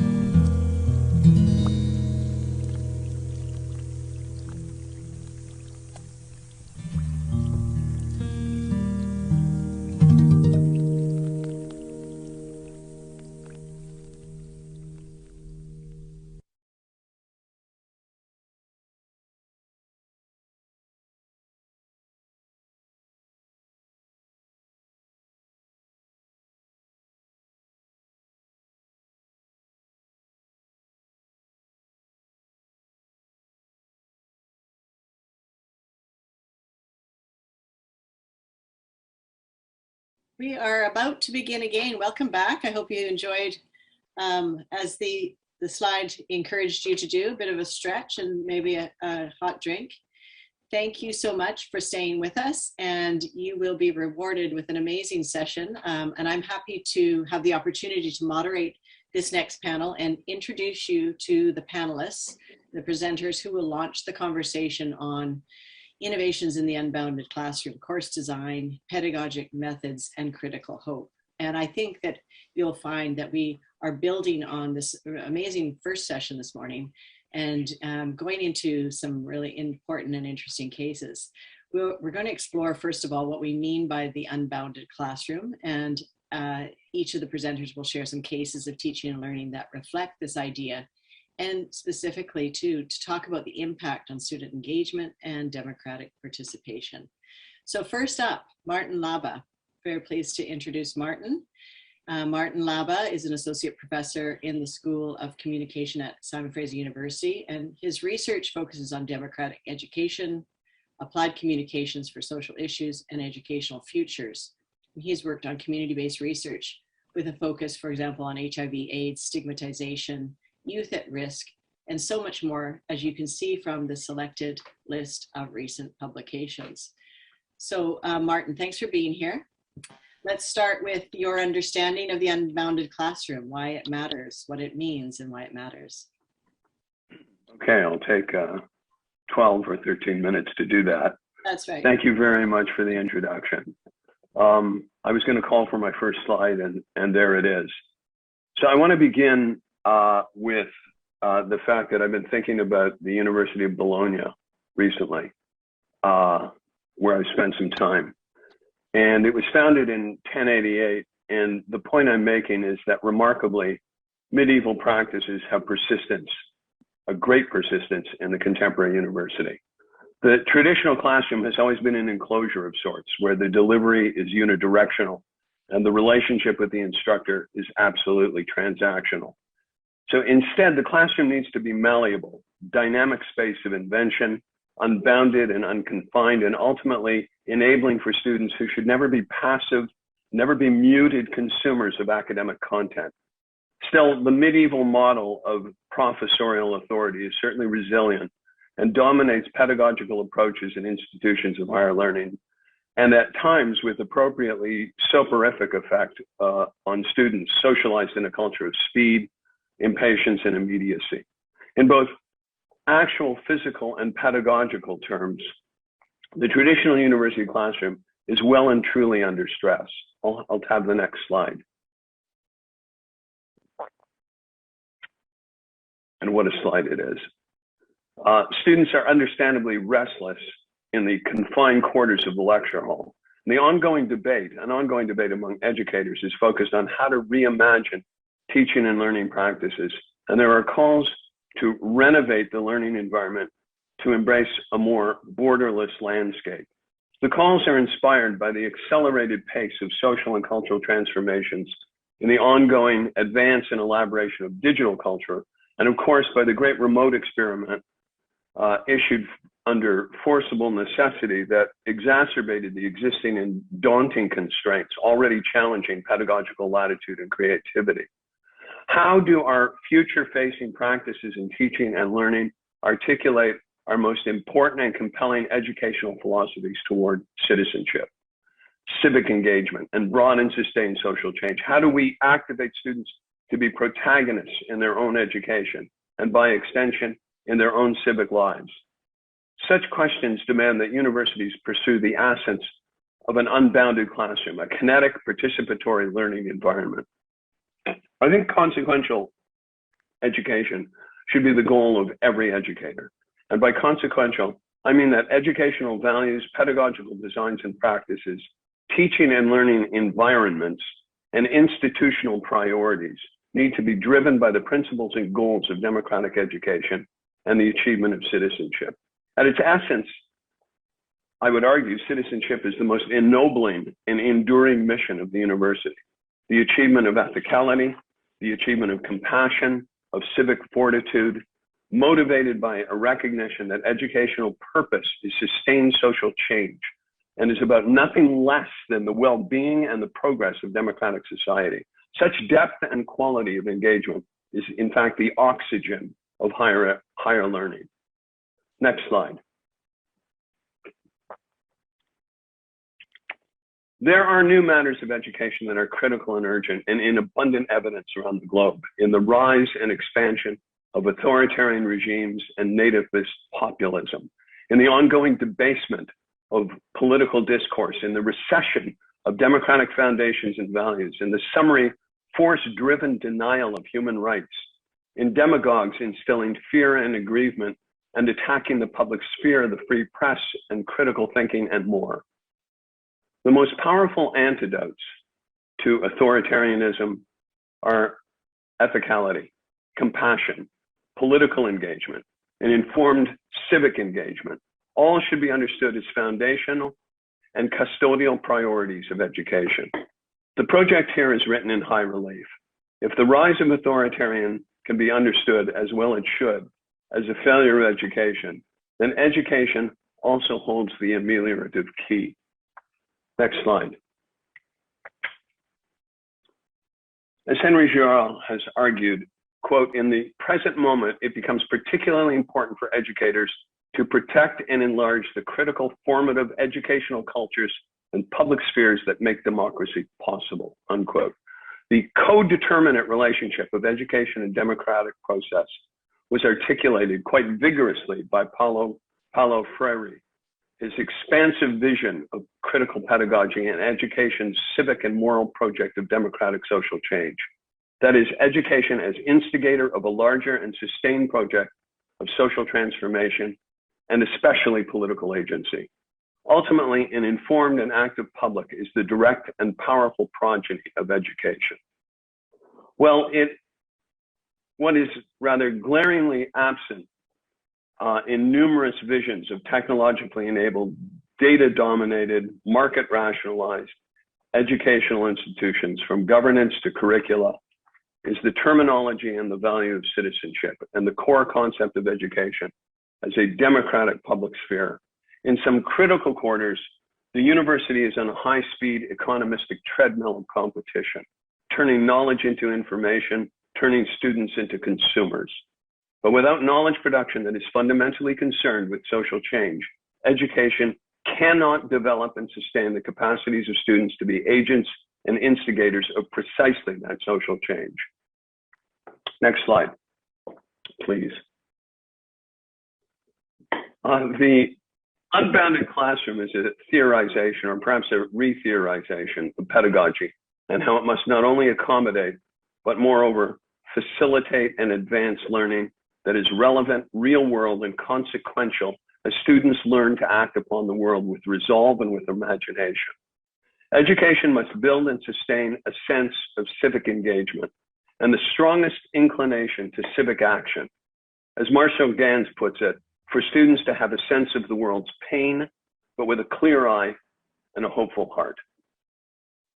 And I also invoke Kristen Case's wonderful guidance to all educators to seek moments of classroom grace. That is, to forge classrooms that are never physical or intellectual enclosures, but rather spaces that engage and inspire while they also unsettle, they provoke, they challenge complacency. A deservedly off-cited dictum from John Dewey, while simple in its wisdom, is enormously complex and provocative in its method. In urging an approach to teaching that is, quote, as unscholastic as possible, unquote, that is activated and directed by experience, that is activated and directed by empirical situations from outside the school and that arise in everyday life. The methods of educators, argued Dewey, must, quote, give pupils something to do, not something to learn, unquote. Dewey advocated a philosophy of progressive education that privileges experience, that conceptualizes content as a process rather than as immutable and absolute, that evolves subject matter from experience, and that develops from the social embedment of that experience. The activation of students demands a philosophy and a practice that enables and directs engagement with public issues, or as Stanley Arnowitz argued, education that addresses what is needed for a student to become an informed citizen capable of participating in the large and small public decisions that affect the larger world as well as everyday life, unquote. The nurturing of informed citizenship is the foundation of pedagogies that cultivate and advance self-reflection, creativity, participation, and agency over the prescriptive institutional ideologies that teach to the test. pedagogies that are instrumental, that are geared toward memorization and conformity and reductive and disciplined by administrative metrics of accountability. Next slide, please. For both Dewey and Freire, the generation and generations of subsequent progressive educators working toward the objectives of democratic education, experiential learning is foundational to the realization of students with agency. The core idea here is that educational philosophies and actual pedagogical practices, from curricular design to content co-creation to experientially based assignments and especially assessments, are understood as transformative. Specifically, pedagogical approaches must not only guide students in their relationship to knowledge and learning, but must also equip students with inclinations and capacities to transform social and political power. Education's mission, then, is compellingly about democratic advance. Irrefutably, experiential and critical pedagogy are given renewed urgency in dynamic and expansive digital media environments, and our educational approaches must be continually invented and reinvented to account for the democratizing potentials of those environments. Our pedagogical rigor and imagination and practices depend in no small measure on our ability to read the shifts and acceleration in media and communication, in the volatilities especially of social environments of media, and our readiness to devise pedagogies and spaces that set students into action in their own terms. Let me turn to my course, and just to give a case that I hope has instruction and resonance and possibly some traction. I call it a course of action, and it's a course entitled Applied Communication for Social Issues in the School of Communication. And it was designed to precisely embrace the principles and the practices of experiential citizenship and education. Its outcomes are defined specifically in terms of community involvement and through experiential learning that connects the theoretical and the applied. I'll have the next slide, please.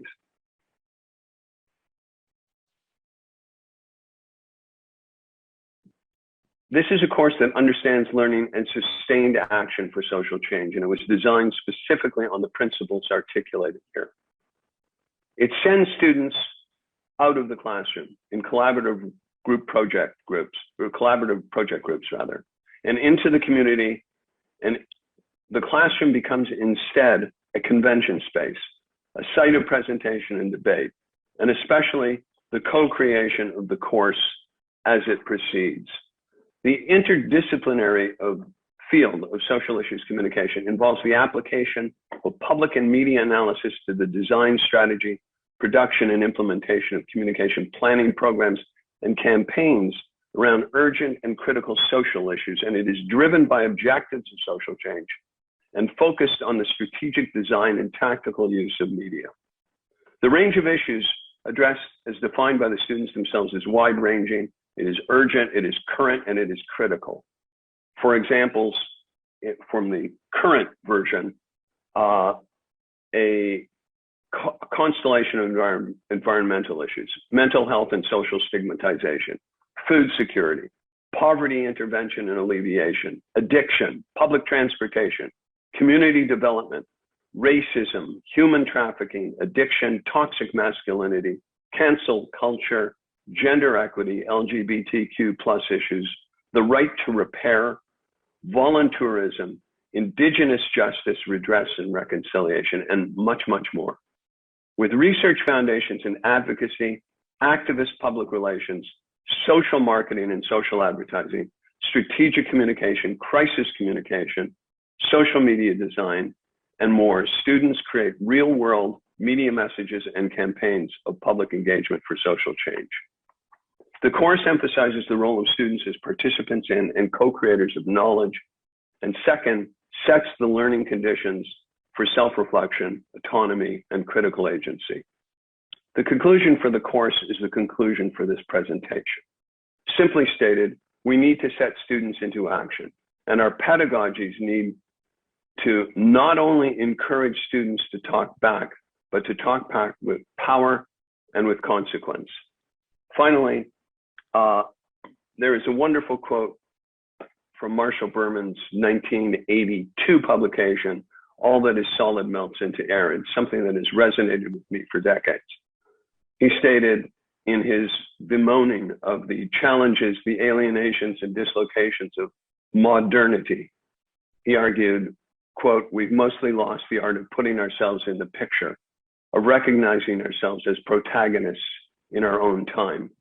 And this notion of pedagogy and democracy picks up on this, and precisely is about having students recognize that they are protagonists in their own lives, their intellectual lives, their civic lives, in their current situations and into the future. Thank you. Final slide. My thank you slide. Thank you, Martin. That was very compelling, very powerful. Lots of wonderful things to dig into there. And thank you for providing that example of your social action course. That's quite spectacular, the list of issues that students have the opportunity to choose from. So I'm going to now introduce you to Bettina von Lieres. And Bettina is from the University of Toronto Centre for Critical Development Studies. And I've had the pleasure of working with Bettina through our work on the SSHRC-funded project Participedia that I've mentioned earlier. We were both co-chairs, and she continues to co-chair the Teaching, Training, and Mentoring Committee. Bettina teaches courses in critical citizenship studies, and her research and teaching has led to several global partnerships that bring together researchers, practitioners, and educators from the global north and south. She's widely published and a highly innovative educator. I'm just so pleased to have you here today, Bettina. Looking forward to your words. Thank you very much, Joanna. Hi, everybody. My name is Bettina von Lieres, and I'm teaching faculty at the University of Toronto Scarborough in the Department of Global Development Studies. Thank you so much for this wonderful invitation and for the opportunity to be part of this very important symposium. I'll be talking about what I call the unbounded global classroom. For quite a few years now, I've been building global classrooms in which students from different parts of the world come together in mutual knowledge exchanges to discuss global crises and action responses. At the moment, I'm partnering with the Hart House Global Commons program at the University of Toronto, and I'd like to give a shout out to Marko Adamovic for all his hard work, and also with the Vancouver Design Nerds and the brilliant Jessie Carson, who brings her design thinking into these classrooms. Now, the University of Toronto at the moment is rolling out global classrooms as a response and as a response to the lack of international travel between students, but also as a way of facilitating and continuing to facilitate contact between students in different parts of the world. And the global classroom essentially is a 2-hour session in which students interact with civil society leaders or neighborhood activists to design prototypes of social action for democracy or against inequality, but the emphasis really is on bringing students together to interact with civil society leaders and to design action. And really one of the fundamental principles is mutual knowledge exchange, in which we recognize the history of unequal knowledge exchanges between the global north and the south, and really an interest in promoting south-north learning as opposed to one-way north-south learning. So next slide, please. So of course the wider context informing or sort of providing the background for my interest in building global classrooms is, of course, the broader global crisis in democracy that we all know about and has been spoken about a lot. And I think that, sorry, next slide, please. So the global crisis at the moment in democracy has a number of dimensions. One of them, of course, is that electoral democracy is under threat. But as important, I think, is the targeting of democratic movements. In other words, movements that struggle for democracy. And there's been a very large-scale closing of civic space for citizens and democratic movements in many parts of the world. And we just need to open the newspapers to see stories again and again about democracy and democratic movements under threat. Next slide, please. And I think coupled with the sense that democracy is in a global crisis and students really feeling that too, is of course also the effects of the COVID pandemic, which has fragmented global contact between students and has located many students in quite isolated online education. And in speaking to students, both these factors, I think, have played a role really in precipitating my interest in global classrooms and trying to build global classrooms in a very reflective way. Slide 4, please. So the first global classroom that we really experimented with during the pandemic was a global classroom on food security. And in this classroom, we really focused on bringing together students from Toronto and students from Cape Town to share experiences about food security issues during the pandemic, but also to engage with activists from both cities, from Cape Town and Toronto. And we focused on bringing students together with activists from smaller neighborhood community nonprofits. For example, we brought in an activist from Cape Town from a very interesting organization called Reclaim the City, which represents marginalized communities' quests and struggles for access to housing. And there was a really interesting and very rich discussion between the activists, but also between students on local democratic struggles around food security, and particularly the tactics and strategies used by local activists to address the food security crisis in both cities. And from this event, we developed a number of learning outcomes. Next slide, please. A number of learning outcomes that we would like to develop as we develop our global classrooms. So the one, of course, is to facilitate South-North or South-South-North cooperative learning. And really the idea that we need to develop a type of learning that draws on every part of the world in terms of democratic innovations that are emerging. The second is that to really, to really encourage students and to work with students to learn from each other as multiple crises overlap in the world. All the students in our global classrooms are experiencing overlapping crises. And in each context, we see quite innovative solutions to the crises developing. And so to learn from each other in a very mutual way about how to address these crises.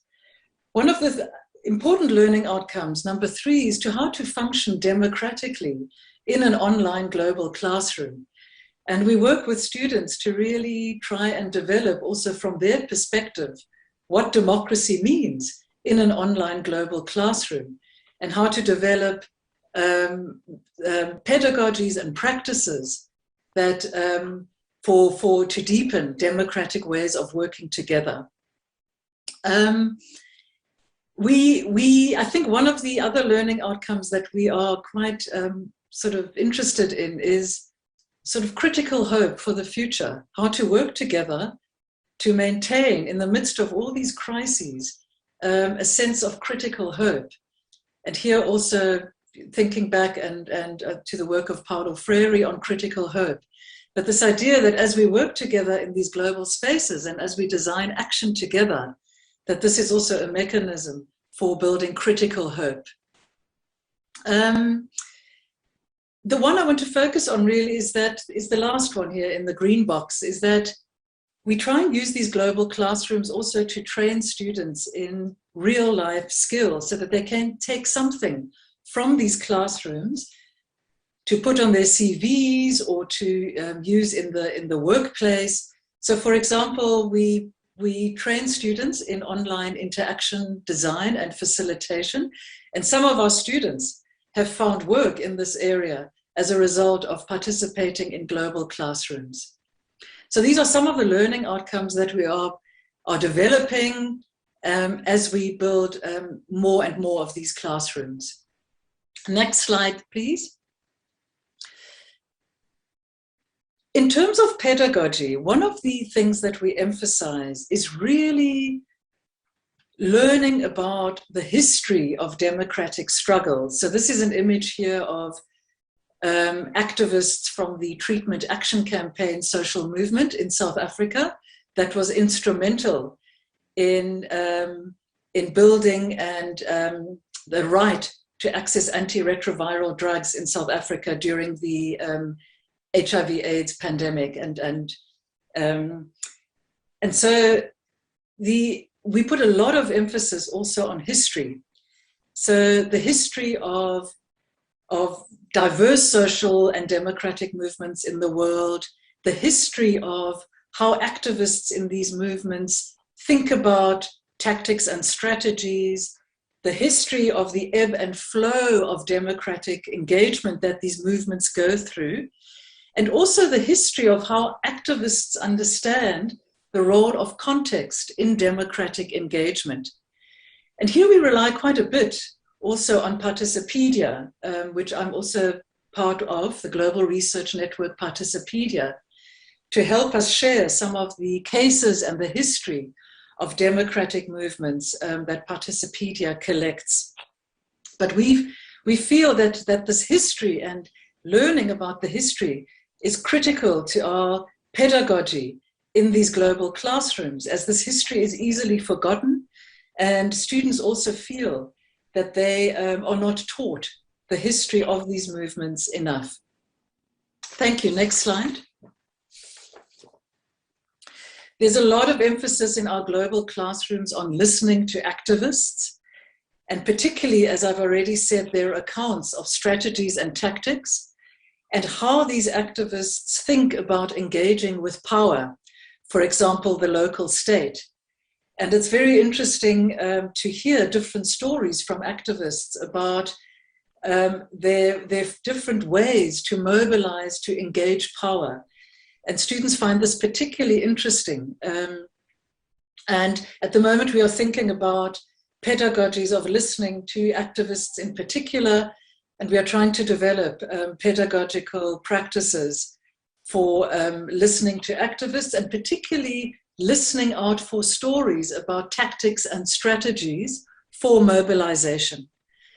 And one of the important features of emphasizing listening to activists is that we want to also work with students to understand the very complex politics of democracy and democracy building, right?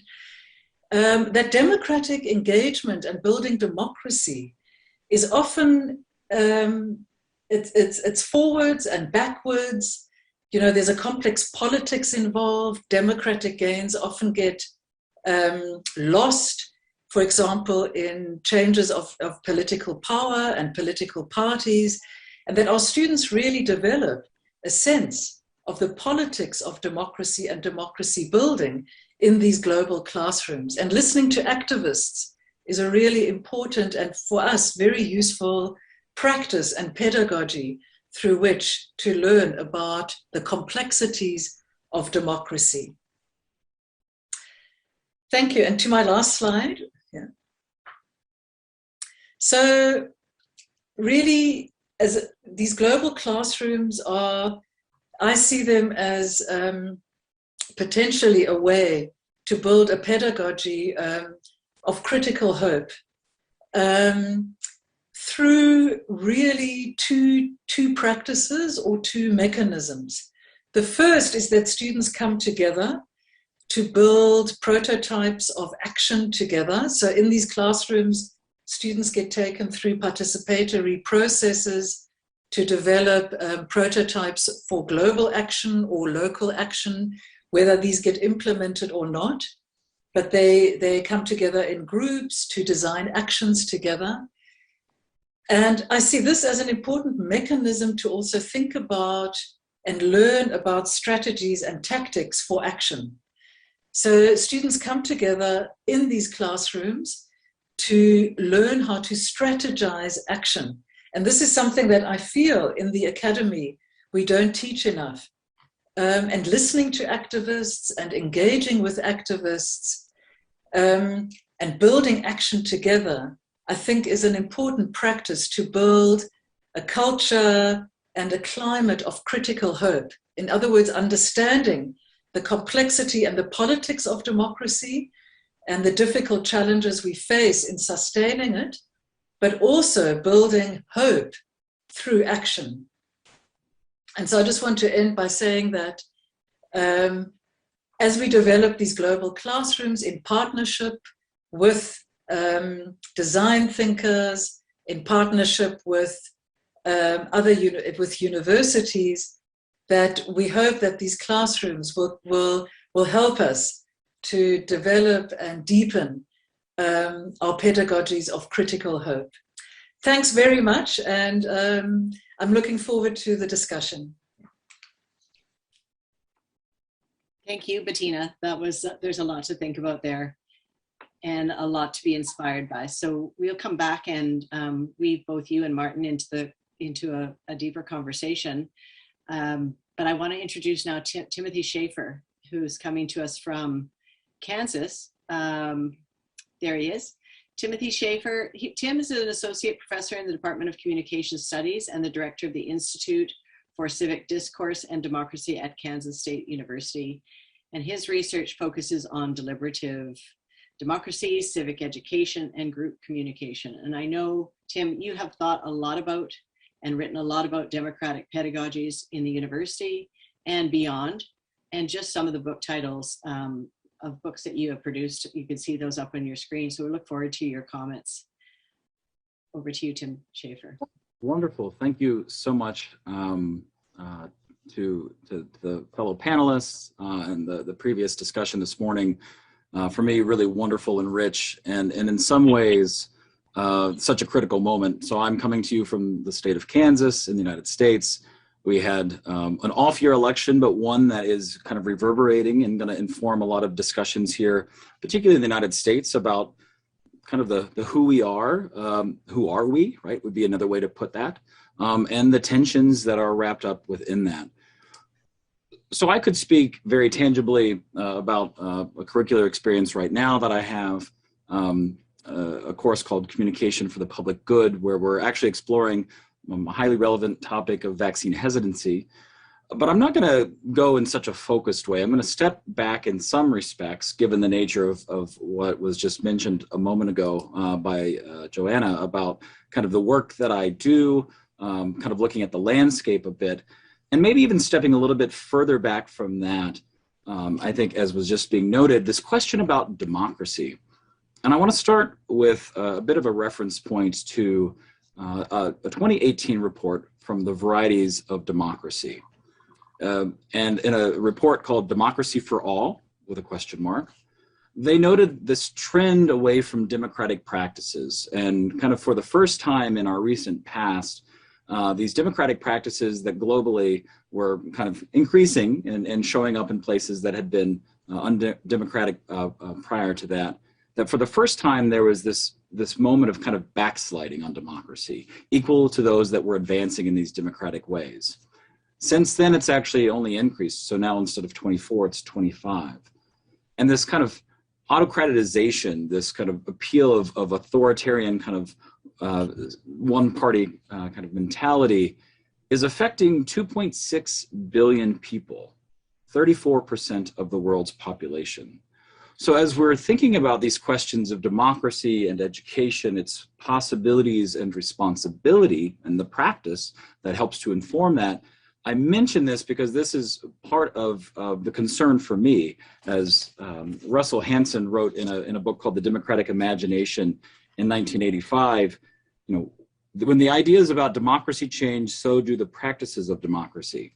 For me, that's the launching point into, I think, speaking to some of the challenges that we have at this moment that I think are richly found in some of the voices that were referenced earlier from Dewey and Frary, even Horton, right, who talked about the importance of, if we want to talk about democracy, we need to practice it. And what does that mean for us in our educational spaces? For us, and maybe to the next slide, please, a big piece of this is shaped by, and I hope you can see this depending on the screen where you are, where you're looking at this, by these elements that have been documented really well in a report called Truth Decay in 2018. And what you find there, if you are able to see this pretty well, is that there are these factors that are kind of driving some of the things that we're experiencing, not just in the United States or in Canada, but in a number of places around the world. The middle, these four trends of kind of truth decay highlight a very serious concern that we have looking at, and this report kind of captures a few different times in our history, and particularly looking at the United States, but elsewhere as well. So it looks particularly at the 1890s, the 1920s, and the 1960s, as well as our last 2 decades. So basically 2000 and 2000s and the 2010s. And 2 of these 4 kind of trends occurred in earlier periods, right? The blurring of the line between opinion and fact, and this kind of increase in the relative volume and resulting influence of opinion over fact. What we find importantly and distinctly kind of unique in this moment is this decline of trust in institutions that we've been seeing for now decades. It's always been evident, but it's more severe today. But today we find this sense, and you can go ahead, well, stay on this slide for just a moment. There's no evidence of this increase in disagreement about facts and this kind of analytical interpretation of facts and data in earlier periods. And so when we look at the consequences of some of this, we experience the things that we're finding not just in higher education, but across kind of the political landscape, this erosion of civil discourse, this paralysis, depending on our kind of formal structures, what that looks like can be exacerbated. This sense of alienation and disagreement and uncertainty. You can go ahead and go to the next slide, right? So when we, and this is kind of reiterating some of what I was just mentioning, these points in bold are really significant for us to be thinking about, particularly if we see the relationship, as was referenced to Dewey for a moment, this interweaving of democracy and education, right? Education as its midwife, it needs to be kind of born again and cultivated and sustained. We come to a moment that invites us to think about education differently. And so for me, the work that I'm really doing, next slide please, is rooted in this kind of space of bringing together how we think about our teaching and learning with these democratic practices and ideals. The work that and I'm speaking for myself and for others, is looking at this landscape of those, as a term we've somewhat utilized here in a new way. A few others have spoken about it, but not very many, of this deliberative pedagogy. So I want to explain a little bit about this that informs both of these collections that have looked not just at the United States. Actually, Simon Fraser is one of the chapters in Creating Space, but looking elsewhere around the world, including Israel, South Africa, Australia, Romania, Russia, and others. But thinking about these kind of multiple spaces in education is really important if we want to take seriously this idea of truly creating, cultivating, encouraging democratic practices within our kind of traditional spaces. So our semester-long courses, but also embedded in our multi-year cohort programs, for example, our community-based learning opportunities, things like service learning and the like, and even things like student affairs. How do we live together on campus or off and navigate those kind of dynamics?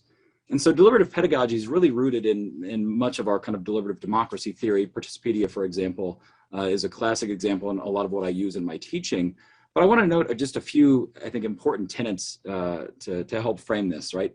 So it's a democratic educational process and a way of thinking that encourages students to encounter and consider multiple perspectives, weigh trade-offs and tensions, and move toward action through informed public judgment. So this is where I think, as some of the earlier conversations were highlighting, this ability to have some of the deep listening, and that was a wonderful image, the video, by the way, that really captures this sense of orientation. How do we want to be when we really take that seriously? And also, it's simultaneously a way of teaching that is itself deliberative and a process for developing the skills and the behaviors and the values that support deliberative practice. That's our reference to Horton, right? If we want to talk about democracy, we need to practice democracy. And then perhaps most importantly, this work of what we refer to as deliberative pedagogy is about space making. And I've heard so many people today talk about this importance of creating space. I use it all the time myself, and I think it's such a rich kind of image to think about what we're doing if, as that quote I started with, if the way that we think about things kind of makes the world, then this is a really important practice for us to have. So this creating and holding space for authentic and productive dialogue, conversations that can ultimately not only be educational, but also transformative, helps to reorient, especially for folks like myself and many of you who might be, and otherwise thought about as the sage on the stage or the one with the expert knowledge, is how do we think about stepping into those environments? So these two volumes, I think, capture truly, in many ways, the last couple, dare I say, almost decades at this point of sustained discussion, particularly through the Kettering Foundation in Dayton, Ohio, that has recognized this is really important work, particularly in higher education. So I want to go and to the next slide quickly here. Is to look at a very concrete example of what this might look like for you and how it might be beneficial to use some of this language and framing. So what you'll find here is a rubric that was designed by some colleagues and across disciplines who said, how do we think about these kind of constitutive elements of what makes deliberation and particularly deliberative pedagogy what it is to say, these kind of outcomes, things like collaboration and reason giving, right? So in a classic sense, we can think about deliberation in that way. But also this idea of synthesizing ideas and information, recognizing that we can't have it all. So where do we push and pull? Where do we think about trade-offs and tensions? As well as recognizing this kind of critical reflection, this awareness of our relationships with those immediately with us, but also the implications depending on what we might decide, for example, beyond that environment. And then finally, this another relational kind of concept of empathy. And if you move from left to right, you can see how this becomes really relevant for people at the beginning of say, a particular course or an experience, as it might develop over time. And for us to have some way to speak about the beginnings, right, of recognizing one's own interest and self, their positions and the like, to this larger kind of, as we say on this top line for collaboration, understanding this kind of responsibility to others. That example that I was mentioning earlier, the course that I'm teaching right now around kind of communication for the public good, the common good around vaccine hesitancy, we're using some of these categories to explore and put into conversation and honestly have them be in tension because we recognize these are not always kind of exhaustively kind of pursued, but we need to find ways to articulate and give some language to what we might otherwise just kind of lose in some clarity. And then the very last slide is all of this for me points to this question of being a civic professional. A number of people, and I write about this in my own scholarship, but I reference a couple others here, a mentor and colleague of mine, Scott Peters, and then Al Dezur as well, who help us recognize that we do have levels of expertise. So it's not this diminishment of expertise, but it's recognizing where and how it fits in relationship with others. So there's technical knowledge that we have, but there also has to be this deep concern, or as Peter says, the social aspect that grounds and guides our work. And then finally, in a beautiful quote, and I'll use this to kind of come to a close here, is as he says, these, and he uses democratic professionals instead of civic, largely interchangeable. They are democratic professionals not because they do democracy really professionally, but because they do professionalism really democratically. So as we're thinking about the possibility of pushing the boundaries, or even thinking about the classroom as this unbounded space for cultivating and encouraging democratic practice and habits, there's a real opportunity to say, how do we create those moments of deliberative and dialogic learning with this larger orientation to say, how do you carry this well beyond the confines of a semester-long course or an experience that shapes you, not just as a person, but as a citizen and a member of a larger community that has to wrestle with these very challenging and contentious issues, not in some artificial way that's constructed in some learning environment, but also deeply informing the real communities, the relationships that we have, and our possible future life together. So thank you very much for allowing me to speak as part of this panel this morning, and I'm really looking forward to some more conversation. Thank you so much, Tim. That was wonderful. There's been some really interesting comments and questions in the chat. But in this moment, before we turn to each other in the panel, I want to put the Padlet questions out to you. And for those of you who are on this call, to bring you into the conversation and hear what you think are the possibilities, contestations, and challenges for teaching and learning for democratic participation. And what examples of innovations in the Unbounded Classroom are you working on or are you familiar with? And we'd love to hear more from you. Share your resources, ideas, and so that we can include you in the circle of conversation. And so Colleen's put the link in the chat, and the password is Unbounded. So if you want to go there and see and contribute, we'll also pull some of the questions here from the chat to get the conversation going. So please do share your ideas and your thoughts about the possibilities, and maybe inspired, I hope, by these amazing insights that each of the presenters has offered us, and then leading to some sharing of your own innovations that you're working on and are familiar with.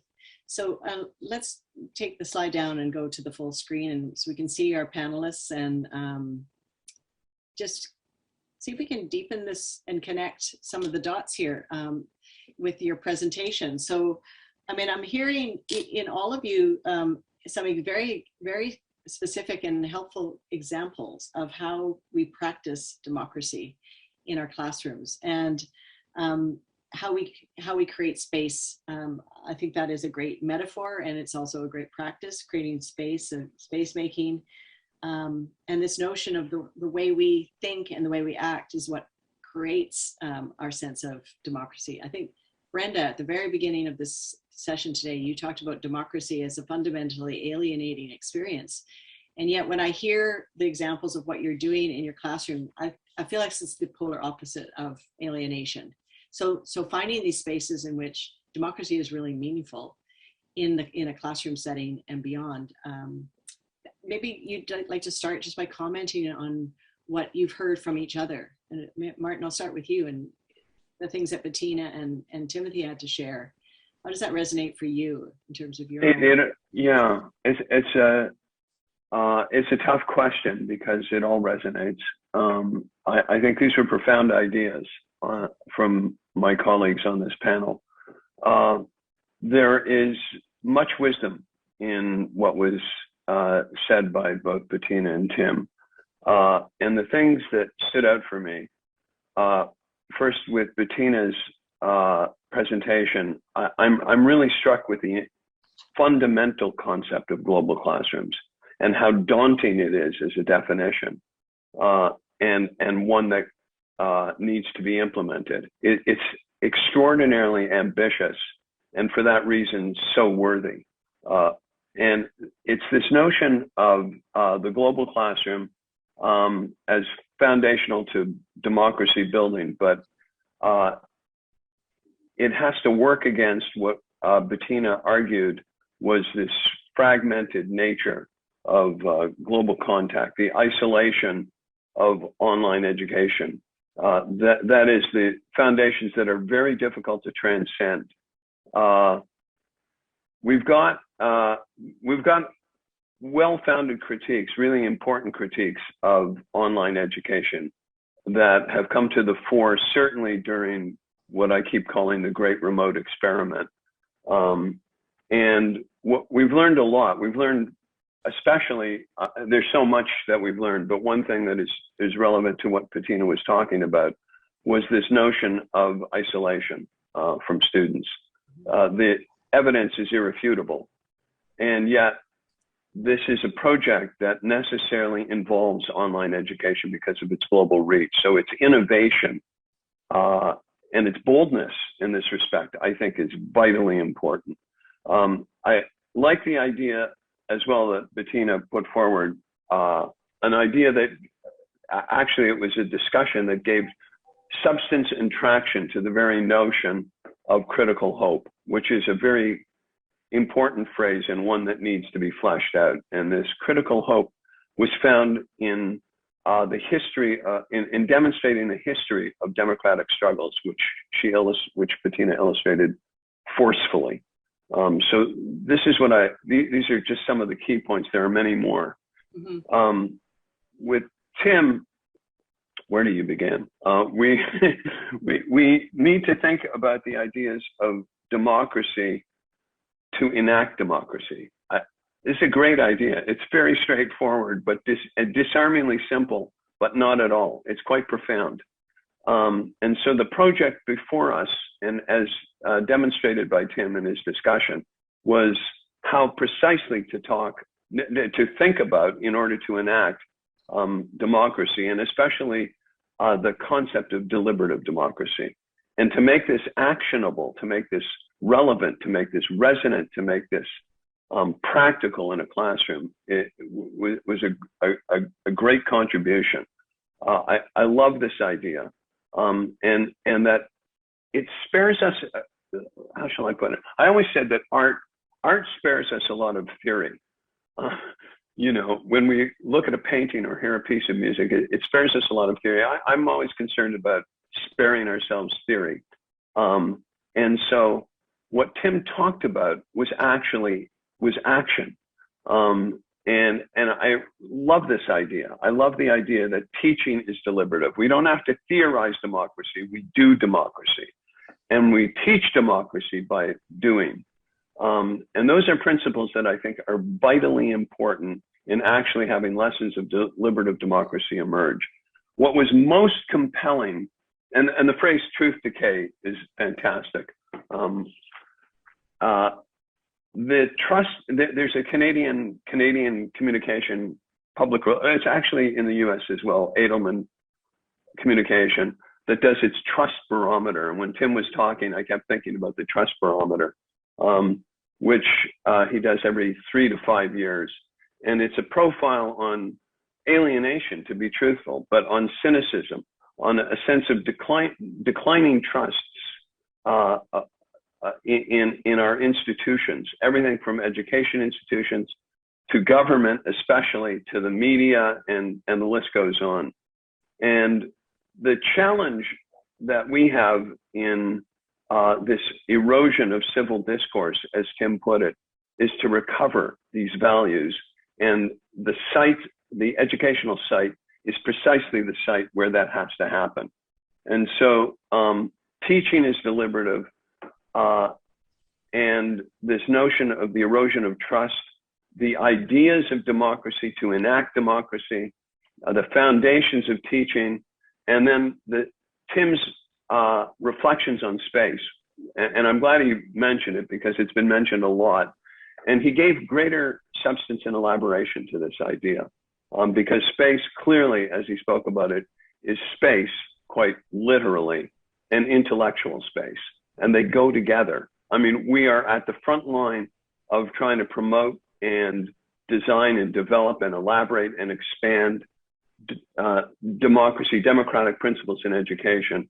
And that, I think, is fundamentally tied to this notion of intellectual interior space and physical space. And we've got to act upon them with urgency.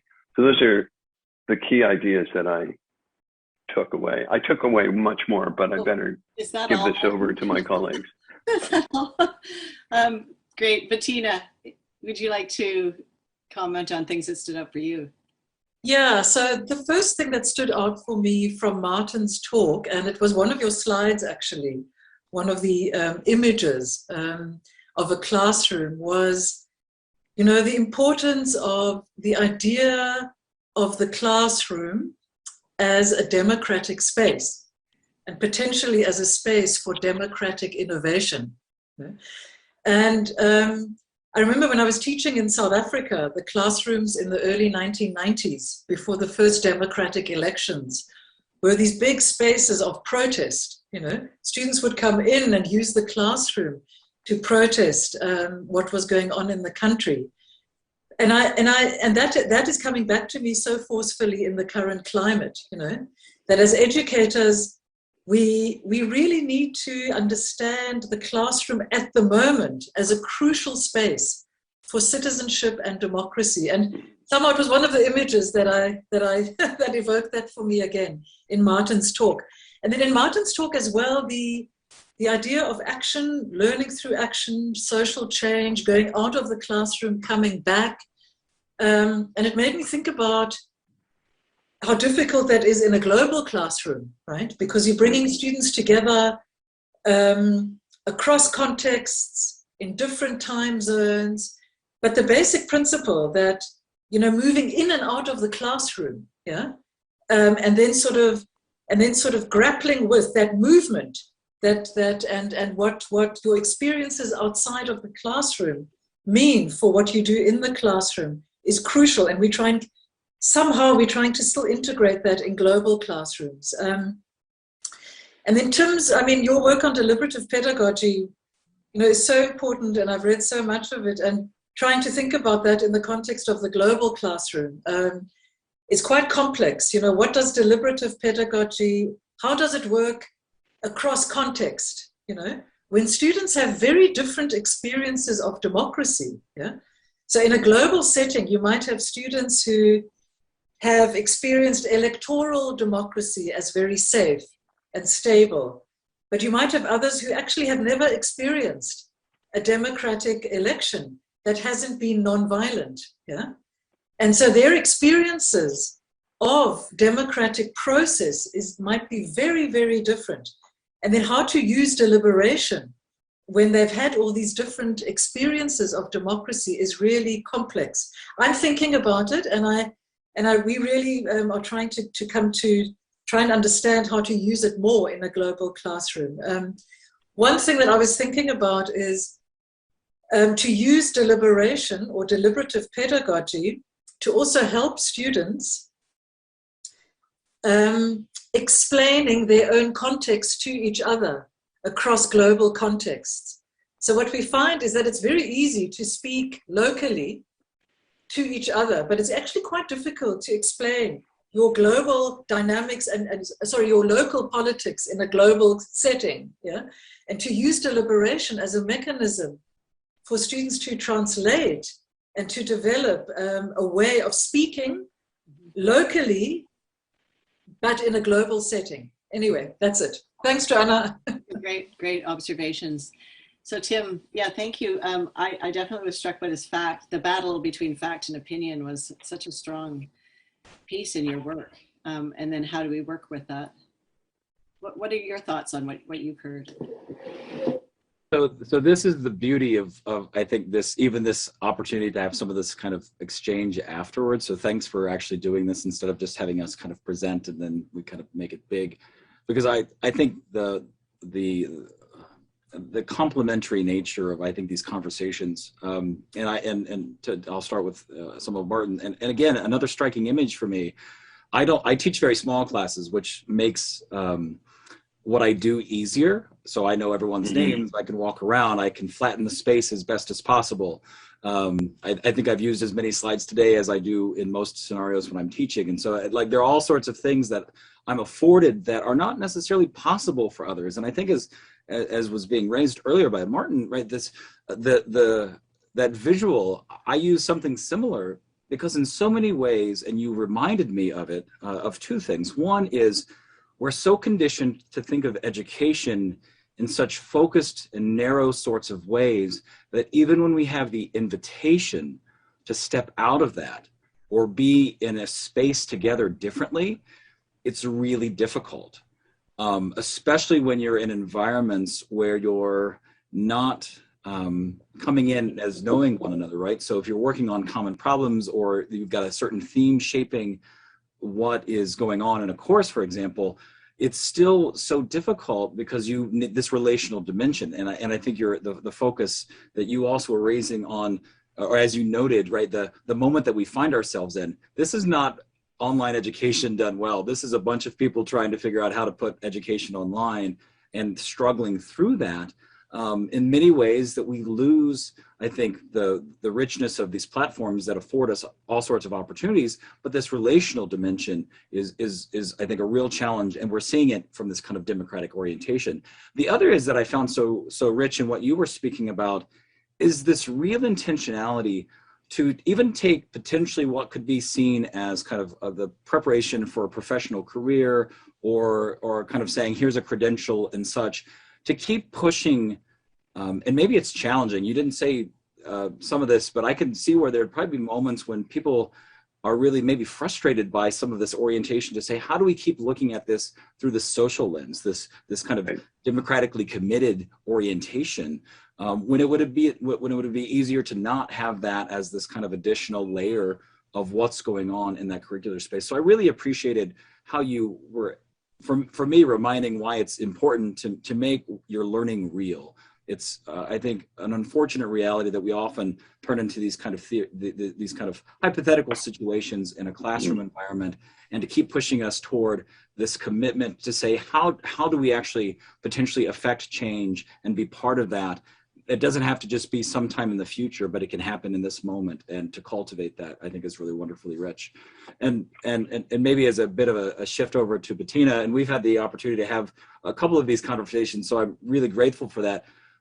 But your framing and the commitment of your work to thinking about how do we step out, and I think, Joanna, you even mentioned this, the real challenge to even talk about certain concepts in a way that they're coherent or make sense to different people, right? Trust, and seeing the chat, right? It's not just a declining level of trust in institutions. Some people have never trusted their institutions for all sorts of reasons. So there's never been like this high point. We have somewhat of an artificial sense of this kind of reclamation of some other time decades ago when things were better. And for many of us, and for some of us very particularly, know that that's not the case. And so how do we navigate not just the different kind of lived and contextual experiences that shape people's lives, but really also look at this through the lens of saying, how do we even begin to talk about a concept that is just, it's not necessarily embraced either, right? For a bunch of reasons that are layered and complex. And so this pushing, and I use the language, and I recognize, I didn't really kind of define it. I said citizen earlier in my statements. I use that in this kind of larger sense, but realizing that gets really kind of problematic very quickly for a bunch of reasons: who's in, who's out. And then when we start talking about kind of the construct of nation states and everything else, that our continual push to say, who, for me, I'll just use myself, who am I in the environments that I exist? And if we keep kind of expanding that, it inherently leads us to, or invites us, encourages us to think about ourselves in this global sense, that the phrase that defines so much of how I talk, how I teach, and how I orient just about everything I do is through this language of an ecosystem. And how do we think about these pieces that when we start to pull, as that truth decay report highlighted, right, certain things kind of come out and it can unravel, and we lose, I think, some of the grounding that is underneath us, but we may not even recognize what's there. So until we get to that place for that kind of dialogic and deliberative engagement, building from more informal kind of discussion and then the like to this more kind of structured experience, depending on how and what we're trying to do, it can play out differently. But if we have that and recognize, and you both raised this for me so wonderfully, and this is my language, but this ecosystem saying we need to see ourselves as part of that. And what does that do? Until we have that kind of recognition, I think it's always easier to default in the hyper-local sort of way, and not that it's bad to have that kind of immediate on the ground, literally doing things, but that has to be in relationship. So you're framing, Bettina, to think there and here and then back, right? This is a classic language from Mary Parker Follett. It's always this exchange. We're always co-creating anew, and it's you plus me, and then it's all this sort of stuff. Wonderfully rich. So thanks for both of you to, I think, set the table nicely for some more conversation. Yeah, and I'm just looking at the time and recognizing that we're close to the end, and I want to thank you all for your thoughtful comments and for really stimulating. I know there's a lot of comments in the chat. We don't really have time to address them all. We've got some things in the Padlet, but we will take those in. We'll include those in our documentation of this gathering. But I want to thank you each so much for all the effort and the focus to bring us new worlds and new understandings. And I think that you took us out and you brought us back with language, with resources, with cases, and we so appreciate what you've done for us today. So thank you, and we look forward to hearing more about your work as you continue, and all the resources that you've mentioned. We'll do our best to cite them and share them with everybody that's on the call today. Thanks again. And I'm just going to turn now to Paula, our Lieres, who is going to do the impossible. And let me just introduce Paula. Paula is a practitioner scholar, a senior lecturer in the Faculty of Health Sciences at Simon Fraser, a co-founder of the Bridge for Health Collective, the new co-chair of the Teaching, Training, and Mentoring Committee with Participedia, so working with Bettina, and a member of this symposium organizing group. No, those are just a few of the hats you wear, I know, Paula. And we are so glad to have you here at this moment as we wrap up the first morning of our series, just to hear your thoughts, like what's percolating for you? What are the threads? And we talked about this role as being a weaver. Like, can you weave some of the ideas? And we don't expect you to recap everything, but just the things that resonated for you, and just as a way for us to kind of end in a good way. Over to you. Thank you so much. Can you hear me okay? Yeah. So first, I just want to actually pause, and I would just like us to have like a moment to breathe. So before I go, let's just have like a minute of breathing.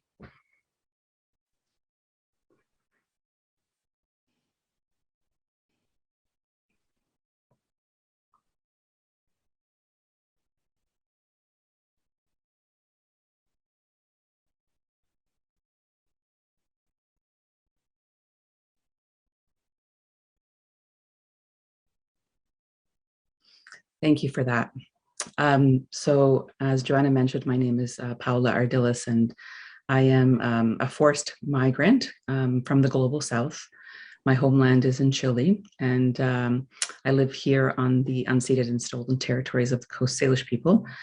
And yes, I got this interesting job today that I was actually quite keen on. So it was not forced on me at all, but it did make me really reflect on the things that we've been listening to this morning. So I had the role this morning of just really listening, and I felt that we were going at a really accelerated pace, even though there were calls within the discourse today to slow down. So that's why I wanted to do that, knowing that that would take a minute away from what I needed to say today. But I think that was really important because I want to go back to something that Brenda opened with. And she opened up with the notion of, right at the beginning, Brenda, you said that the lived experiences of democratic participation are different, and that whose voices are being heard in this space of the ivory tower. And then you talked about the human rights piece around dignity, respect, and holding each other strong. So I wanted to reflect a little bit on that in terms of like what I picked up on some of the themes. I think that this is obviously only my interpretation, and so I feel that everybody's has so much to share in terms of what they got out of it. But I wanted to point out a couple of things that for me kind of resonated across some of the presentations this morning. And just to say thank you to the wonderful panels that we had. There was a lot there. It kind of made me think about how this conversation needs to be expanded further. And I hope that we do have some opportunities to do that. There was a lot of conversations about continuing to make sure that critical thinking stays as important in our curricular approaches, but I really noticed a change. And I noticed a change in terms of actually talking about reflection and the importance of self-reflection within that notion of critical thinking. So I think that sharing who we are and our worldviews, I think needs to be fundamentally brought into this concept of critical thinking. We can't just see it as we are studying and researching an experience that's out there, because that experience often is something that is deeply impacting some of our most marginalized communities. And so in my field, in public health, I have a lot of colleagues that might be studying racism. However, the impact for the students that are experiencing racism can be quite different, and they don't often have the opportunity to raise their voice and actually share what's going on for them in terms of the trauma that's happening in that moment. So I think that that's really, really important around the reflection piece. And that's tied to what I heard around the compassion. So how do we have compassion for ourselves and for others in a place that is not equal in power for everyone? And the other thing that relates to is in terms of the creating space thing. So I found it really interesting, some of the conversations around confronting our own assumptions and having students do activities that actually allow us to have those challenging conversations. And then for me, that's all kind of embedded in that. How do we create the space? I think somebody just said the intellectual space, but it's also the physical space and the social spaces that we need to be creating to make these practices actually safe. So that was something that really stood out for me. I loved the practicing democracy in the classroom theme that came up a lot. It came up in terms of like having activists as teachers in the classroom. And then going back to the whole idea of activism and civic action being a priority, I heard sending students out into the community. And then I questioned, like, how do we do that in a way that's also, really thinking through the questions of ethics and how we actually do that work. And so I think it comes back to the slowing down and the emphasis on well-being that also came up quite a bit. When I heard the conversations around relationships, that's for me when it really resonated in terms of how we take care of ourselves and how we take care of students and how we take care of ourselves in a community. Because ultimately, it gets to the hard stuff, right? Somebody said, when do we get to the hard stuff? So I think as we're thinking about tomorrow's sessions, we're going to be diving deeper into some of the conversations, for example, around equity, diversity, inclusion. We're going to talk a little bit more. Joanna will give you the briefing of what's coming, but I think that a lot of the conversations, I think tomorrow, relate in terms of this issue around power that I wanted to raise, that I think was really brought up today, that power is experienced differentially across gender, racial and disability identities, as well as the global identities. Like, are we, in the North, or do we identify as, like, I come from the global South, so my identity might be quite different. I think that really shapes, from what I heard today, how we see ourselves in the classroom, how we see the power in terms of how the curriculum's designed, but also really important in the institutional governance. And Genevieve pointed to some really important work that's happening there. So I think that there's so much to say. I had a very short time, but I wanted us to keep in mind for the discussion as it follows and as it gets deeper, to think about that this system, I believe somebody used the word the ecosystem. I'm just going to say this educational system was designed in a particular way, right? And it was designed in a way that marginalizes many voices. So I want us to continue thinking about who we are, so who I am, and what conditions am I creating for democratic participation in our educational system, and what do I need to stop doing, and what do I need to continue to learn. So that's where I wanted to leave it off. Thank you so much. Thank you, Paula. That was incredibly rich and a very challenging exercise, but I think you really helped us all just pull the threads of the many voices that we heard from today. So thank you. Yes, amazing job. So I just want to say thank you all for being here today, but we continue tomorrow, and we want you to come back, and we want you to bring the other people that, you know, if there's others you want to bring into this conversation, you are more than welcome to invite them to register. We want to see you. We want to keep the conversation going. As Paola mentioned, we'll start off with a conversation on equity, diversity, inclusion, and democratic participation. What are those connections? How are we doing this as individual educators, as institutional leaders? And then we'll follow with a session on community engaged research in the university as a bridge builder and as a potential space for experiential democracy. And so we've got a lot to build on from today. And I want to thank the early presentations and the ones that followed very much for laying this foundation, for critically thinking about what we mean by democracy, what we mean by the unbounded classroom, what are the potentialities, what are the contestations, what are the opportunities, and yes, let's keep going. I'm just reading in the chat, Jesse Carson from Participedia has posted an invitation for a teaching cafe that's going to be coming up in about 10 days from now, 2 weeks, that will enable those of you who want to continue following the symposium a place to meet. And we'll talk about that again over the course of the next 2 days. So see you tomorrow, and maybe we could just turn on our gallery view. And if you feel like putting on your camera, we can wave goodbye. And we look forward to seeing everybody tomorrow, and bring your colleagues. If you think there's somebody else in your organization that needs to be part of this conversation, bring them along, and we will enjoy seeing all of you tomorrow. So thank you. Bye.